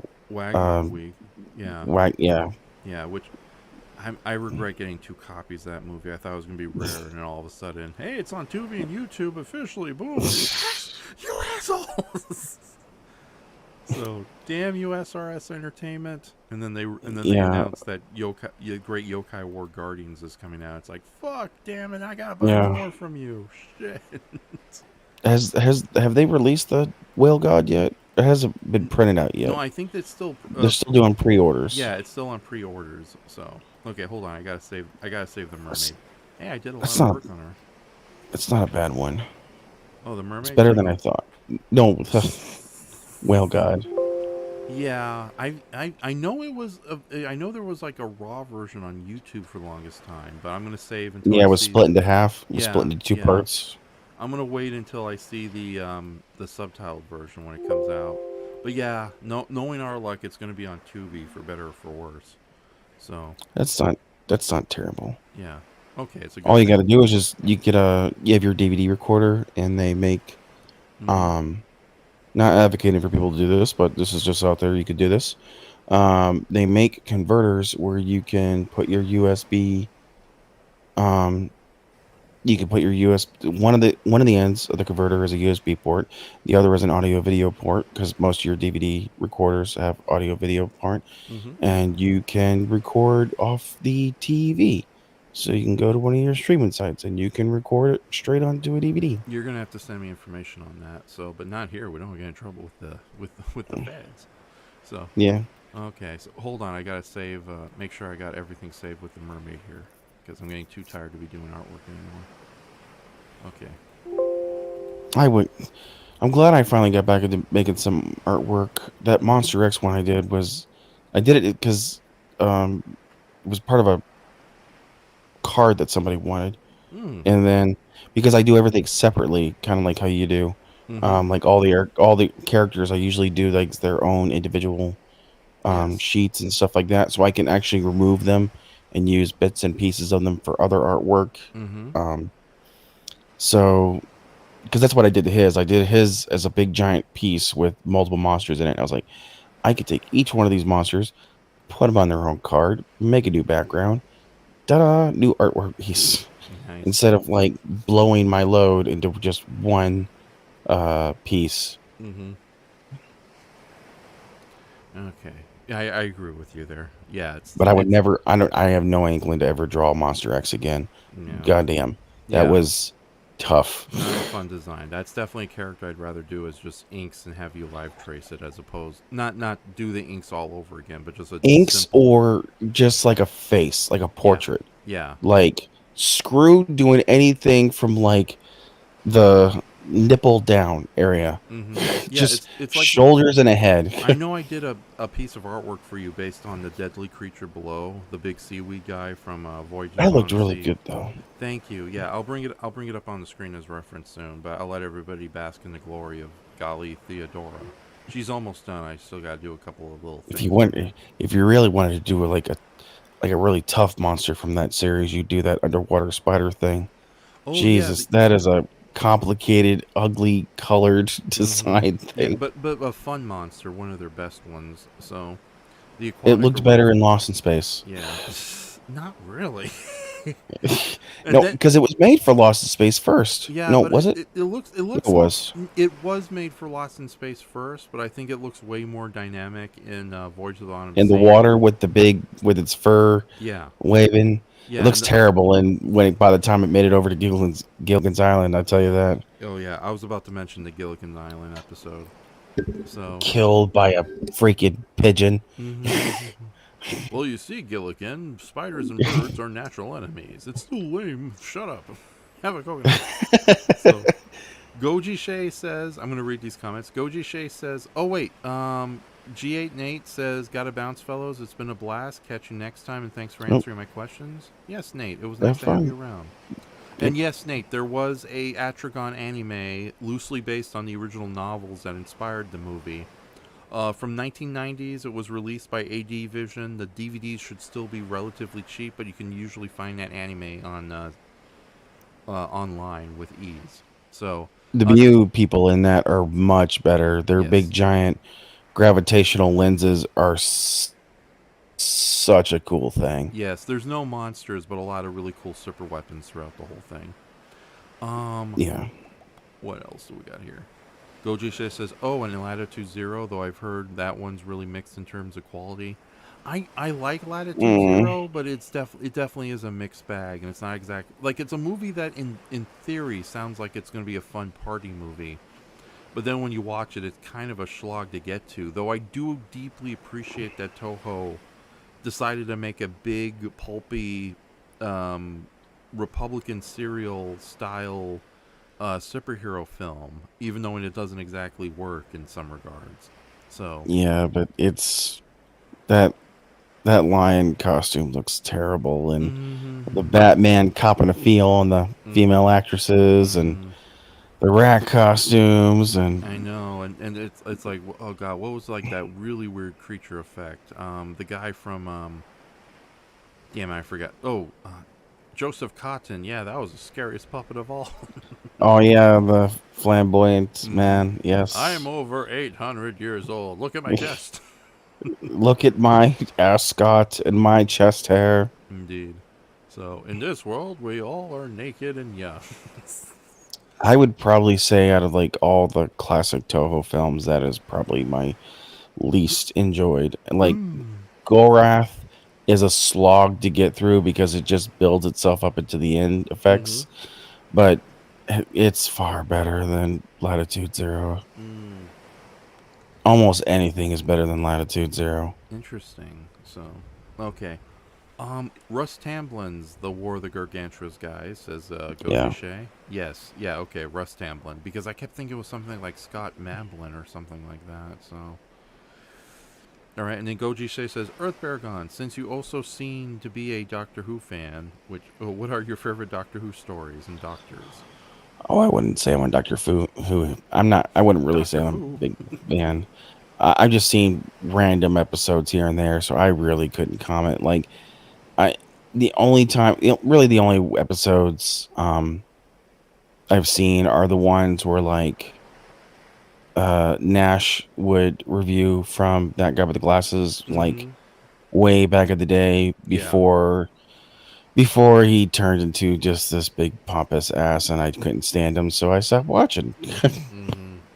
Yeah, so uh, hence why but a you don't. lot of people from that guy with the glasses turn out to be that kind of character. So Indeed. So thankfully, the ones that were awesome still remained awesome, regardless of the channel awesome debacle. yeah, um, with that says though, yeah, it's great that a lot of Doctor Who stories are now readily available on Tubi, and I'm going to try to recommend as many as possible in the future. But at the same time, there's a lot of Doctor Who stories that aren't exactly very good, or that if they are good, they have too much fat in them, and it gets a little boring. Like I was or if watching. they are good, they have like terrible, terrible, terrible effects. Oh yeah, that's Like true. the Spider Planet. That's Yeah, decent, but yeah. by God, I that has terrible effects. yes, it does have terrible effects, but I love the two most prominent villains: the evil British man who wants to have psychic powers, and the giant spider girl who gives them psychic powers. It's like what what wonderful hateful chemistry they have for one another. So I need to rest. No, you must hold me on your back, damn it, woman! I'm not in the mood. So, and then, oh my god, I'd love to do a joke in Glue. It's like, today, evil scientist psychic and alien Spider Woman announce that they're finally getting married. I give them 2 weeks before the divorce. Or are we talking about the same cereal, though? Because you seem confused. Hmm. Are you there? Yeah, I'm here. Okay, yeah.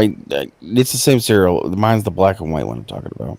Oh, wait. Like the super Oh, old black and oh, white the from like Web the first Planet. Doctor. The Web Planet. Okay, Yeah. I was talking about the third Doctor's 1970s adventure Planet of the Spiders, which also had Yeah. unrealistic giant spiders.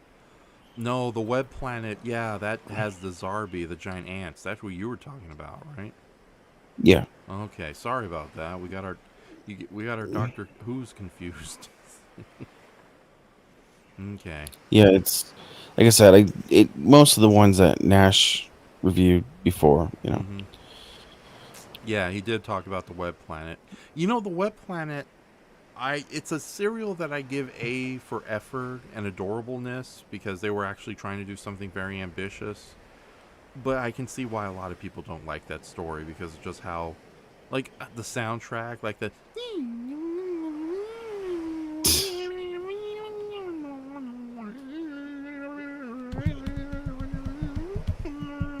you know, that's kind of the soundtrack, the whole soundtrack to the Web Planet. But Goji Shea says, or the Web Planet. I personally love that one. It's 1960s escapism at its finest. But yeah, objectively speaking, it's pretty bad. Yeah, they swung for the fences and it didn't exactly work out so well. Oh, so that is the one EarthBaragon was talking about. Yeah, I was totally talking about Planet of the Spiders and you were talking about something else. So, anyways, there's like an evil British guy with psychic powers with a giant backpack spider on his back, and they both talk to each other, and it's like a really fucked up relationship the two have. I shall help you take over the world. All right, but only if I'm in charge. Typical male human, always being a chauvinist. Silence, you damn spider woman. It's a puppet spider. Yeah. You know, I'm kind of tired. We were talking about art and everything. No. We were talking about art and everything. I'm really surprised you haven't done like. And you always do like these. I'm looking right at it. You're busty. Yeah, I'll change. Mermaid lady. I'm surprised. Go on. I'm surprised you haven't done more artwork of like tokusatsu women, or like either in the films or the shows. Like you could do like the 3 sirens from the Hanna-Barbera Godzilla show. I would love. You know, there are a lot of very attractive looking ladies in the world of tokusatsu and old school tokusatsu adjacent anime that I could easily. Like, have you ever done a Miss Nemikawa picture? No, I've never drawn her. See? Yeah, it's like the closest. Is it because she's a real woman? Is that the reason why? I was doing impressions of obscure Doctor Who villains. You idiot, you screwed up. Don't yell at me, woman. No, it's you asshole. Anyways, I've drawn like do Quinn from the Hanna-Barbera Godzilla in your art style. Everyone loves Quinn. So, yeah. You know, she even made a guest appearance on. Actually, yeah, she was like a full episode guest appearance on Harvey Birdman, Attorney at Law. So, I didn't know that. Yeah, and apparently, and everyone starts to fall in love with her too. But no mention is made at all of Godzilla and whatnot. So, and you could see Pete. It's like, I know you're my aunt. Yay! But no, yeah, there are a lot of cool female characters I could draw from the world of Godzilla and Gamera too, and Ultraman. I've been trying to think of something with the 3 sirens ever since, like, you know, Zeus was in the IDW Godzilla comics. I'm like, man, you could really do some great myth there. Yeah, unfortunately, they kind of dropped the ball just to make Godzilla all powerful. So it's like it's Godzilla against the Greek gods. There's got to be like some like cool 50-50 fighting in there or something. So at least have Zeus become jumbo sized through elemental lightning and have him tussle with Godzilla for a bit. So it's just kind of a disappointment. But yeah, there's the sirens I could draw. I'm trying to think of some like evil women in Godzilla, but they're not really too many. Yeah, the Kilax, Mrs. Namakawa. Thinking. Oh yeah, Gamera has Forbella and Barbella, but there's also Woman X, aka Zegra's main squeeze. Would say you could do the karate lady from Godzilla vs. Gigan. Everyone loves the karate lady, yeah. So, you hardened girlfriend. Oh my goodness. Yeah, there is quite a bit of characters. So I know there's a lot of characters from Power Rangers and Tokusatsu I could draw. So, but yeah, that's mostly what you've drawn. Like your one and only video you did. I'm gonna be doing these regularly, guys. One video later. Madam World thing. Yeah. Yeah.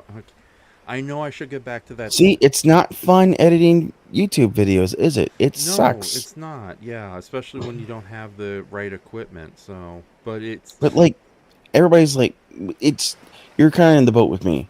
Like, you like to talk about this, but I much rather write stories with it, create art for it, or just talk off the cuff. I don't want to sit for weeks creating stuff and editing a YouTube video. I'll after about like 30 minutes, I have to get up and walk away because I get bored. Yeah, it's not a case of boredom. It's just the difficulty, not having the time, especially now that I have a real job. I hate to say that. I'm still doing commissions and artwork and all that to the side, but hint. Huh? To people. Yeah. Viewers. Hint. Yes. No. It's like, what is it? Brayton is currently editing some videos for me, and hopefully we'll get some comedy stuff done before the end of the year, which is the end of this month.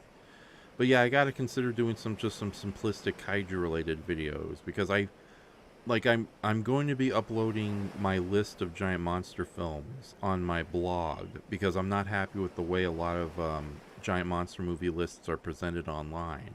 Off like Super 8 isn't a giant monster. The creature in that is barely 10 feet tall.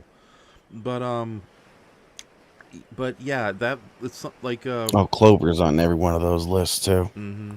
But Patrick Galvin made a suggestion that maybe I should do like a very simple like Channel Awesome style review series of every movie on the list, or at least talk about the movies if they're lost or not available to watch. And that might be a good idea, but I yeah, think you would be better if you just did stuff off the cuff. off No the high cuff. editing stuff. But Literally just have a couple pictures of the movie, do what you do here, mm-hmm. and outline, maybe just put some bullet points. Yeah, Um, I could talk about the web planet and really do stupid impressions. There's a you could lot do of tier lists. yeah, there's a lot of girls in Doctor Who I could draw. So Eldrad must live and be fan arted. That's a sexy You could rock do monster from the Hand of Fear. tier lists. Best giant monkey movie. That is true too. So, but yeah, let me just get some of the artwork done because I'll be way more active throughout the month, and doing these little live streams also helps a lot too. I'm gonna quickly read some comments. Your Gorosaurus definitely has worked on his posture. Yeah. He's standing very straight up. Yeah. No more hunched over for me. Yes. Yeah. No, this is a commission for another person, and it's almost done. But it's like, yeah, I don't want to. I'm kind of taking a little break from it. So, but yeah, he's Was there almost red done. in the suit? Huh? Was there red? I guess was a hint of red Yeah, this is in based the on neck. the original costume coloring from King Kong Escapes. But it's like again because of the weird lighting, like the costume is not as bright as it is presented here. So this is sort of a semi true estimation of the coloring. But yeah, he had a red neck, Well, I mean, your colors are always more vibrant. intense and saturated, far more than what a suit would be. Yeah, thank Like, you. um, which I like. I mean, color always attracts. Mm-hmm. I mean, at least like your Anguirus, there's different browns. It's not just different shades, it's just different browns, like on the actual shell, on the skin, on the outline of the shell. I mean, really, Anguirus is just one big giant brown blob sometimes.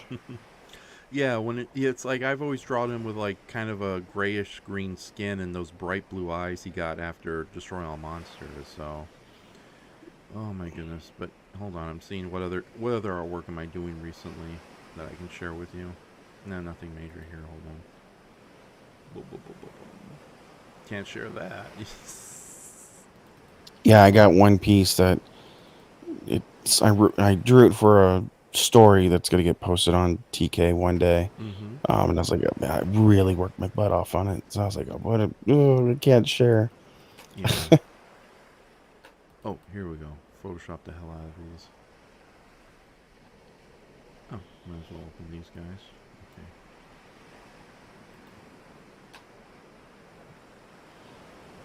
I need to go back and start doing like single character illustrations. Yeah, if you want me to help you just do like basic base coloring or flattening as they call it, so that we can help you out a bit, I'd be more than up to doing it for free since you've done a lot of help for me in the past. Colors are always my favorite thing to do. It's always getting that initial sketch and body proportions. Mm-hmm. Like I got a bunch of. Who was I trying to draw? Damn it! I saved a bunch of artwork too. Oh, Guts, but like the original Gut design, not with the big poofy shoulders Mm-hmm. and stuff like that. And most of my art, I'm trying to find some nice male poses where I can use that as the legs as like a work spot for it. Mm-hmm. Because most of my character illustrations are either on their side or straight forward, and I hate drawing birds at straight forward because I can never get the beak to look right. Yeah. Besides, Guts looks better in like a 3/4 profile anyway. You can see how nice the suit looks, or at least how alien it looks. Mm-hmm. Indeed. So we might be calling it a quit soon. I am getting a little tired. Like I said, I do have work in the morning. But let me read some comments here and then go over some artwork with you. Um, boom, boom, boom. Oh yeah, Goji Shay follows up on the web planet. You gotta love the way the butterfly people talk and hover around too. And then Goji Shay says it seems that like besides Madame Woe, Raf really hasn't done much any tokusatsu ladies yet. I did Icy Angel for all the wrong reasons. Titties. Yes. Well, actually, now thinking about it, it's more of the booty on that one. So sorry, ladies and gentlemen, if you have kids up late at night drinking coffee, what the hell are they doing watching this show? Okay, then Goji Shay says, Eldrad or Madame Woe, Raf? You can only pick one. Madame Woe. I think me and Madame Woe could get along pretty well. So, and what are you guys' personal favorite drawings that you've done, kaiju related or not? Now, there's too many to say. I have to say. Yeah. Yeah.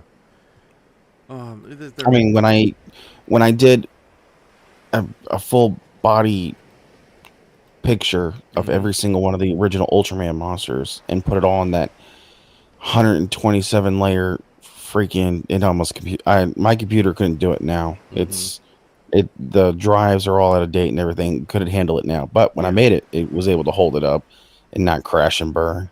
But that's one of my favorite things I did because it was 127 individual, or not 127. It was a 64, because I also did like different versions of everything, like Baltan 2. The only one I refused to do was like Baltan 3 and Zarub 2 because they were the same. Yeah, they looked the same. They didn't even change the color of the paint and everything. I think there was like 58 monsters in that original thing, and I put them all in this one piece. And I was like, man, I want to do Ultra 7 now too. And I realized I was like, oh my god, there's almost a Sajin and a monster for every episode. Oh my god. Holy crap. And there's more episodes. Yeah, Ultra 7 can get pretty ridiculous with the number of aliens and monsters it has in single episodes. So I've always kind of been toying about going with like a smaller tokusatsu series like Fireman or Jump Ace. Jump Ace has a lot too. What about Iron Cane? That might seem a little easy. I'm not good at drawing people though. Oh yeah, even with the weird android people. So yeah, like and they're Cayman, the big wheelchair robot with the Gigan claws. Is that what's it called? I think he's called Silver Cayman or Silver Wheels or Silver Rider. I think his name was. Yeah, I think it is. I thought it was Silver Cayman's the other hero. Yeah, but yeah, but all the other like human characters, like I'm not used to drawing skinny people. They're overly muscular or they're kind of thick, but they're all like skinny little twigs because it's Japanese actors in them. And they're not normally the biggest guys. Yeah, and it's like the Gotcha Man giant robots would be fun to do, but there's like 190 of them at least, so no. We'll figure something out. So. That sounds like something that Gear Gaines would do. Yeah. Which, speaking of which, he's doing the Fireman, or no, not Fireman. He did all the Fireman monsters. He's doing Johnny Soko monsters right now. Oh yeah, he's doing a really good job at those artworks. I might share them before the night's over. So yeah, I'm updating this black end picture based on the final monster from Ultraman. Oh yeah, yeah, a monster that will never ever come back, and it has never been referenced since. Yes, it's a shame. Which sucks. I gotta watch this episode again. I gotta actually sit down and watch the couple of final episodes of Leo to get some context for this guy. I think the reason why is because he's really not that strong. Like Leo would have beaten him like every other monster if Commander Black didn't like kidnap and threaten to murder children. If Leo did not like lay down and take his beating. Yes, and the children fought back. Dun, dun, dun. Yeah, they did. That's all we'll say. And this is a piece that I do want to finish, but it's become so damn complicated. It's definitely on the back burner. It's Big Claw from Alien from the Deep, aka Alien from the Abyss. God, I can't remember. What is that? It's the 1980. It's the yes. Never watched it. I know what the DVD cover looks like. Oh yes. There's actually a really good looking version of it on YouTube, and I I honestly do like this movie. I think it's weirdly pleasant in its own right, even with the acid and the disease-ridden monster. But it's funny. I rewatched the movie again because I have the really cool Severin film Blu-ray of it, which has a great one-hour documentary about the director Antonio Mataguiri. Antonio Mataguiri or Mataga. I don't know. He's a director of the movie. But no, the thing about Big Claw was what surprised me is he's technically not an alien. He's from the Earth's core. He just came up in the up to the surface because the radiation attracted him. So he's just some weird alien-like creature, or citizen of Earth, all things considering. Weird, huh? Yeah. Yeah. Okay. Sorry, when you were talking. Oh, I'm sorry about that. Say it again. Stuff, I just, for some reason, my mind went to Spawn of Slithers for some reason when you were talking about that movie. I don't know why, it just did. Yeah, yeah. Oh, in fact, yeah. Let me. I know I did a 1% weird stream that I played like Thunder the Gigantic Serpent and Alien from the Deep. So, but yeah, let me find a link to Alien of the Deep so I can share it with everybody because there's like a really good Blu-ray version of it. Alien from.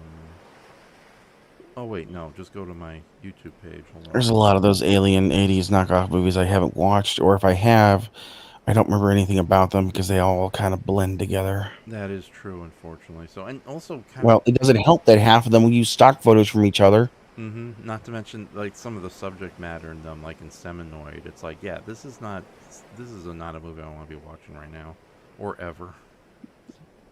It's Seminoid. Yeah. What's that one with the? What's that Roger Corman movie with the naked rat-looking monster? Yeah, with the giant. No, not that one. Forbidden World. No, Terror's in the title. Like the cover has like this. Within. Is that the one where it has two of them? Like it has two movies of it. It's like this naked rat, like humanoid mutant thing. Post-apocalyptic future of the Terror Within. Yeah, Roger Corman. What the hell were you thinking? He hates women. Like in the late 70s and 80s, he had a weird obsession with monsters, whatting women. So it's like graping ladies. Yeah, graping. Yeah, thank you for not saying the what word. So okay, hold on. Where are you? Pestar has never returned. Yes. I'm answering Gojo Shay's question. He has never returned, and that's probably because the costume looks ridiculous. Oh, hold on. Yeah, I don't know. I'm a big fan of Alien from the Deep from 1989. I just think of all the Italian alien ripoff movies, I think it's actually a very pleasant, fun one. But yeah, let me share the link because there's a really good looking version of it on YouTube. So hold on, Alien from. And I would definitely agree with Gojo Shay. I think one of my favorite pieces of art from you was your Brandon Tunnel top 10 Ray Harryhausen thing. Oh yeah, I just love that piece of art. Yes, and also and people's been asking me to draw Kali again for the longest time. So the four-armed statue. Kalima. Yeah, but I was honestly shocked how many people just generally fancy that stop motion lady. So. I really enjoy it. So I find her fight to be way more visually appealing than like the skeletons in Jason the Argonauts. I know that is an incredible piece. There's is it 7 or 9 skeletons? It's 9, I think. I think there's I would say 5 though. I don't think it was a full 9, but go on. No, it was more than 5. I know that. Okay. But then you had neck, arms, legs. I mean, the amount of work that went into that is amazing. Mm-hmm. But I just find the Kali fight to be more visually interesting. She just stands there, weapon away. You have both your actors. Because when you see like that behind the scenes photo, when there's like how they did that, where they literally took 3 stuntmen, tied a rope around their waist, and had them all facing different directions, and they had to go through so much just to pre-plan this. It just looks amazing because there's just so much more that pre-planning I think went to that and for the Sinbad fight with the skeleton. Like when you watch the stunt coordinator interact and try to move the actor, this is what I want you to do, Mm-hmm. memorize these movements like anything. Yeah, yeah. It feels like even knowing the skeleton fight in Seventh Voyage of Sinbad is more. No, the skeleton fight in Jason and the Argonauts is more memorable as far as cinematic things go. I would have to agree. The Kali fight feels like a more refined version of that. So, okay. Yeah, I am getting tired, so we're gonna have to cut this. We're gonna have to cut this tonight. Yeah, I think that most people just remember that just because A, there's so many skeletons, B, Hubbard's music is just bombastic in that. Mm-hmm. Dun. And then you have the main actor, kill, kill, kill, kill them all. It's so over the top, Mm-hmm. and it's amazing and everything. Yes, indeed. So, and Big Jack Films, hello. He says he saw -1 last night and likes it very much. Unfortunately, Big Jack, we're going to be wrapping this up pretty soon. So we're both tired and I have work in the morning. But Goji Shea asks, I think this will be the last major question of the night. Has Pestar ever returned? I don't know why. For some reason, even though the episode kind of sucks, I really like Pestar. For some reason, he did make a cameo, like a on-screen cameo with a actual costume. Oh, he did. Yes, attacking. Z. Yes, in Ultraman Z. Was it Ultraman Z? I think no, it was Ultraman X. He was a part of the big worldwide monster attacks in the beginning of Ultraman Okay. X. Yeah, It but was obviously a stage show suit costume. because Yeah. the camera was very far away from it. Mm-hmm. I mean, you could tell it was him, but you know, it probably wasn't in the best of. I mean, it would just be hard to choreograph a fight around that suit and make it look at halfway as decent. Mm-hmm. But then again, I thought the same thing with Bolton, and I think Bolton's fight with Z was really well done. Right. I'm Yeah. gonna run over your head over and over and over. Okay. Hold on. Just give me a moment. Theme song. Now thinking about it, I was starting to illustrate some of the more giant size cryptids in so-called modern mythology, because I'm a little more cynical about cryptids and whether they exist or not. So it's I'm a little more jaded, but at the same time, as far as like modern mythology goes, it definitely is very interesting. People don't actually believe they exist. Yeah, but Ralph. there are people out there Unless who it's do. Bigfoot or the Loch Ness monster, no one thinks there's a real Jersey Devil or a Dover Demon or Mothman kicking around. I've met people who otherwise think so, and that's not even getting to like some of the conspiracy people who just make these things worse.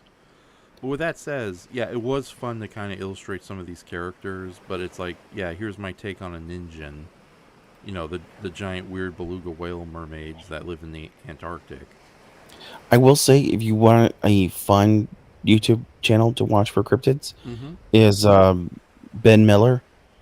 Ben Miller. He does like, yeah, that's the name of his thing. He has hundreds of videos, Mm-hmm. and they're simple. It's just pictures that move around and stuff like that. But he's a pretty, like, he has a really deep voice, and he's a likable guy. He has like cryptids by state, where he talks about like the state flag and everything for the first couple of minutes, and then he talks about like all these cryptids in the state like this. It's a really good channel. I've learned a few new cryptids while I've watched that. Yes. So, but yeah. But there's hundreds of videos, and it's really well. Okay. I find that a lot of cryptid YouTube channels So, just have like an automatic voice reading over text, and I just find that impersonal. is Siren Head real? We will find out Yeah, tonight. that's I cannot, like, as soon as I can tell that Mm-hmm. I hear a familiar voice, an automated voice, or I can tell that it is not an actual person talking, Mm-hmm. I turn it off. I don't care Yeah. how well produced it is. I find it impersonal, and I just don't want to waste time with it. Yeah. And with that said, yeah, I'm just going to go over this. This is my take on the Crawford monster, which was a weird flying sheet-like worm thing that flew around the skies over Crawfield back in the 1800s. So, and this was a recent piece I did, which was Godzilla vs. Hulk. Marvel Godzilla vs. Hulk. Is it on the screen right now? Yeah, it's. I did a share screen on the StreamYard. Oh, okay. I thought you were showing everybody else. Yeah, I remember seeing that. That's really good. Okay, yes, And thank your you. Nova character. Oh yeah, Well, your I did. Nova-inspired Yeah, character. no, I did update my Nova artwork. I've yet to upload it online. But at the same time, like for my kaiju art book, I am repurposing some of my fan art pieces and doing these kind of funny little gag pieces based on the whole Pachimon thing, which is a video I'm working on right now, and hopefully that'll come out before the month is over. But yeah, this is sort of Seahorse Keen, which is sort of a recycled version, a bootleg recycled version of Nova. And he came out actually pretty good. So, and of course there's Human Miss Blue, because why not repurpose that? Okay. And with that says, I think, and of course this is a Christmas gift I'm doing from my friend Nadia. No, not Nadia. Lydia. So sorry about that, Lydia. A.K. Mecha Gregor, and Riff the Witch. But yeah, this is she's Looks a big. looks a little bit like Silvergun. Yes, I know. He does look It's a got a little little. bit like Supercon. Yeah, It's okay though. I know. There's like 4 billion monsters. You can make it. You can make the most original monster, and I could probably still say, "Hey, that looks like insert name." I know. You Like know. they spent so much time trying to make the kaiju in Pacific Rim look so original, and then the first thing people say, it's like, "Hey, it's Giron." Hey, Giron. It's exactly. Yeah. Well, it's what every kaiju fan said. Yes. All right, but yeah, this is my original monster, Agitar. But this is actually an digitally inked and colored version of a sketch he did of the character itself. So yeah, I can't wait to see how she reacts. Looks nice. It's got some interesting proportions to it. Yes, indeed. So he's a big. I always like big hands on my monsters. So yeah, with that said, let me get the Spectrum Man theme song ready. Da, da, da. Mm-hmm. Mm-hmm. Oh, there we go. So I know there's a larger version of that. I did one piece of art for that. I did Hedrion and whatever the name of that brontosaurus toothy thing is. I know it starts with an M. It's like Metadoron, or it's Oh yeah, way more complicated than it needed to yeah, be. Meteoron or Mid. Yeah, I know who you're talking about, the stop motion dragon guy. Yeah. Yeah. Okay. I'm sure when they made that, they're like, we could do this for all the monsters. And they're like, oh, this is kind of expensive. Yeah. Damn. No. You know, what's that stop motion giant Daimajin type show where it battles stop motion demons? Mitsasuguri, with the 3 ninja siblings combining to become a giant iron samurai. What year is this from? Demon Warrior something Mitsuguri or something. Is this 1970s? It's definitely 1970s. Never heard of it. Really? Okay. Nope. That is is it giant monsters? Yes, it's giant monsters about 3 ninja siblings who battle an evil death cult of alien ninjas in medieval Japan, and they merge together to become a giant. Yeah. Nope, never heard. Yeah, that was a very limited tokusatsu show. Hold on, let me try. I've never even seen that on a list of giant hero shows. Really? Okay. Well, it is very obscure. I think there was only 13 episodes. So is Monster Prince, but I still see that on stuff. Mm-hmm. I'm too tired to be bringing this up right now. Giant brontosaurus monster, like stepping on the other monsters' heads and squishing their brains out. Mm-hmm. That show was very violent. Mm-hmm. I'm gonna break every one of your ribs. Yeah. Who would have thought you could get a guy in a brontosaurus costume to make a fight? Yes. And, oh god damn it! I can't find it right now. Tokusatsu stop motion. Hold on. You can't remember the name of it? Yeah, because it's if I don't remember the name of it, and if I can't say the name of it, you're not going to be interested. So. You gotta be kidding me. You know... Any more keywords on there? Yeah. Hold on. Just give me a list of shows, damn it. I mean, I've seen Tiger Head Heroes. No. Stay away from those guys. So, Devil Knight, Mets. Ah, damn it. Yokai Hunter, what is it called? Oh, wait, yeah, Hunter Mitsuguri. That's what it's supposed to be called. Hold on. God damn it, you're not giving me anything. Okay, forget it. The show's going to remain obscure. Raf doesn't care. Nobody will know about it. Yes, let it die in obscurity. Cat's dragging cat food all over the place. I don't want to smell that right now, buddy. Come on. So, alright. I'm just going to give a quick look around. Yeah, nothing. Thank you for nothing, Internet. Okay. Okay, I'm done. Hell, it's before Iron King came out to the one states. Like, I couldn't find crap of it online, and I would share it with people because I had all the DVDs from a bootlegger years before it ever came out. And you can't find anything about Mock Baron hardly. Yeah. And I think that show is far more entertaining than Red Baron is. Indeed. There it is, son of a bitch. Demon Hunter Mitsurugi. I'm not gonna be able to spell Mitsurugi. Yeah, hold on. I might as well play that tonight. Okay, hold on. Stop, fucking YouTube. Sorry about that. Now I'm getting just upset and annoyed right now. Okay. So when you get annoyed, you just start cursing like a sailor. Yeah. Oh, that night thing with the mace looks pretty cool. Yeah. Oh, wait, you're looking at it right now? Because I'm just going to play the trailer on the screen right now. Yeah, you can play the trailer. Okay.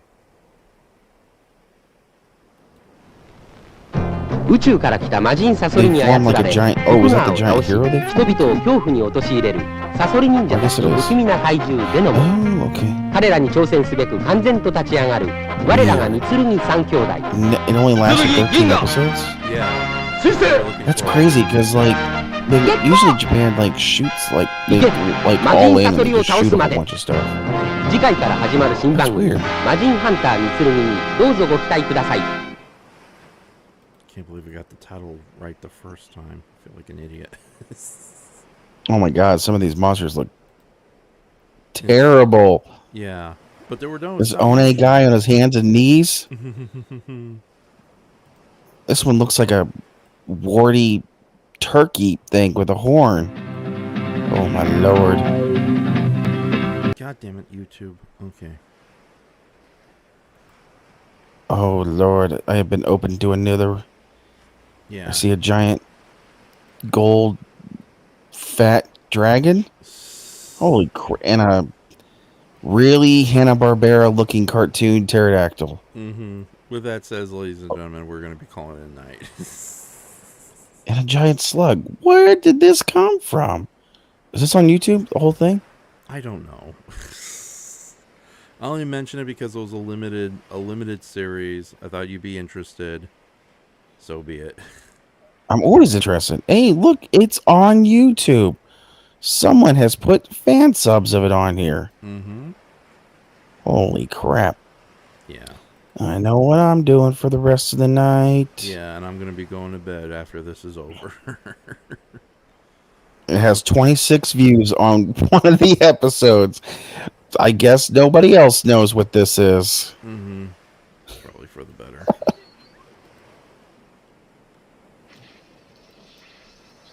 Okay. Hold on, I'm just preparing some final things before we call it night. Oh, wait, yeah, let me read some of these final things. That calming ocean beach is probably adding to the feeling tired. Monster Quest on History Channel was probably my favorite cryptid show. I think there's full episodes on YouTube. Eisenborg, I never think that's what Raf was thinking of. Never mind. Yeah, no. Eisenborg had no stop motion whatsoever. But yeah, with that said, ladies and gentlemen, we're going to call it a night. This was really just a kind of a just very basic chill stream. Thank you very much for joining us. EarthBaragon, do you have any final things you want to say? Titties. Why would you say that? Why would you do that? I don't know. Why you do things like that? Yes. Okay. Because when I get tired, I don't get upset. I just start naming off random body parts. Foot, finger, diblo, dbd. Okay. Uvula. Yeah. Okay, hold on. All right, ladies and gentlemen, that's pretty much it for me. I'm tired. I'm done. But thank you for joining us. I'll try to do this at an earlier time. Fun stream tonight, guys. Thank you, one and all. Thank you for it. See you next time. Thank you, Goji Shay, and thank you, Ziza Draws. Thank you, Big Jack Films, S452, G8 and 8, Bum, Doomzilla. We already said Ziza Draws, Warrior King. Yes, and big thanks to anybody in the future who'll be listening to this after the fact. Sorry that it was not one of my most exciting streams, but deeply appreciate EarthBaragon that you showed up for tonight. So that definitely helped out a lot. Okay, and hold on. Yeah, I gotta find a better. Should have stuck with the Spectreman thing. Yeah, no, I am gonna stick to the Spectre. I just still gotta set it up though to get out of the. Oh. Okay, so ladies and gentlemen, thank you very much for joining us. We will see you later, and I'm gonna go in and play the Spectreman thing. Right. Oh wait, I gotta get out of the dumb monkey, blonde monkey productions. All right, there we go. Thank you very much for joining us, and we will see you next time. I will be doing a live watch of The Exorcist with Brayton on my Twitch channel this coming Sunday, a part of our super scary Halloween and Christmas movie marathon, and that's pretty much it. Thank you for joining us, and we will talk to you guys later.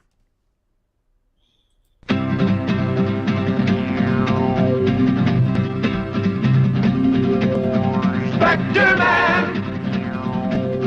Spectreman! In a flash, like a flame, faster than a plane, a mystery with a name, Spectreman. Power from space, he'll save the human race, yet they'll never know the face of Spectreman.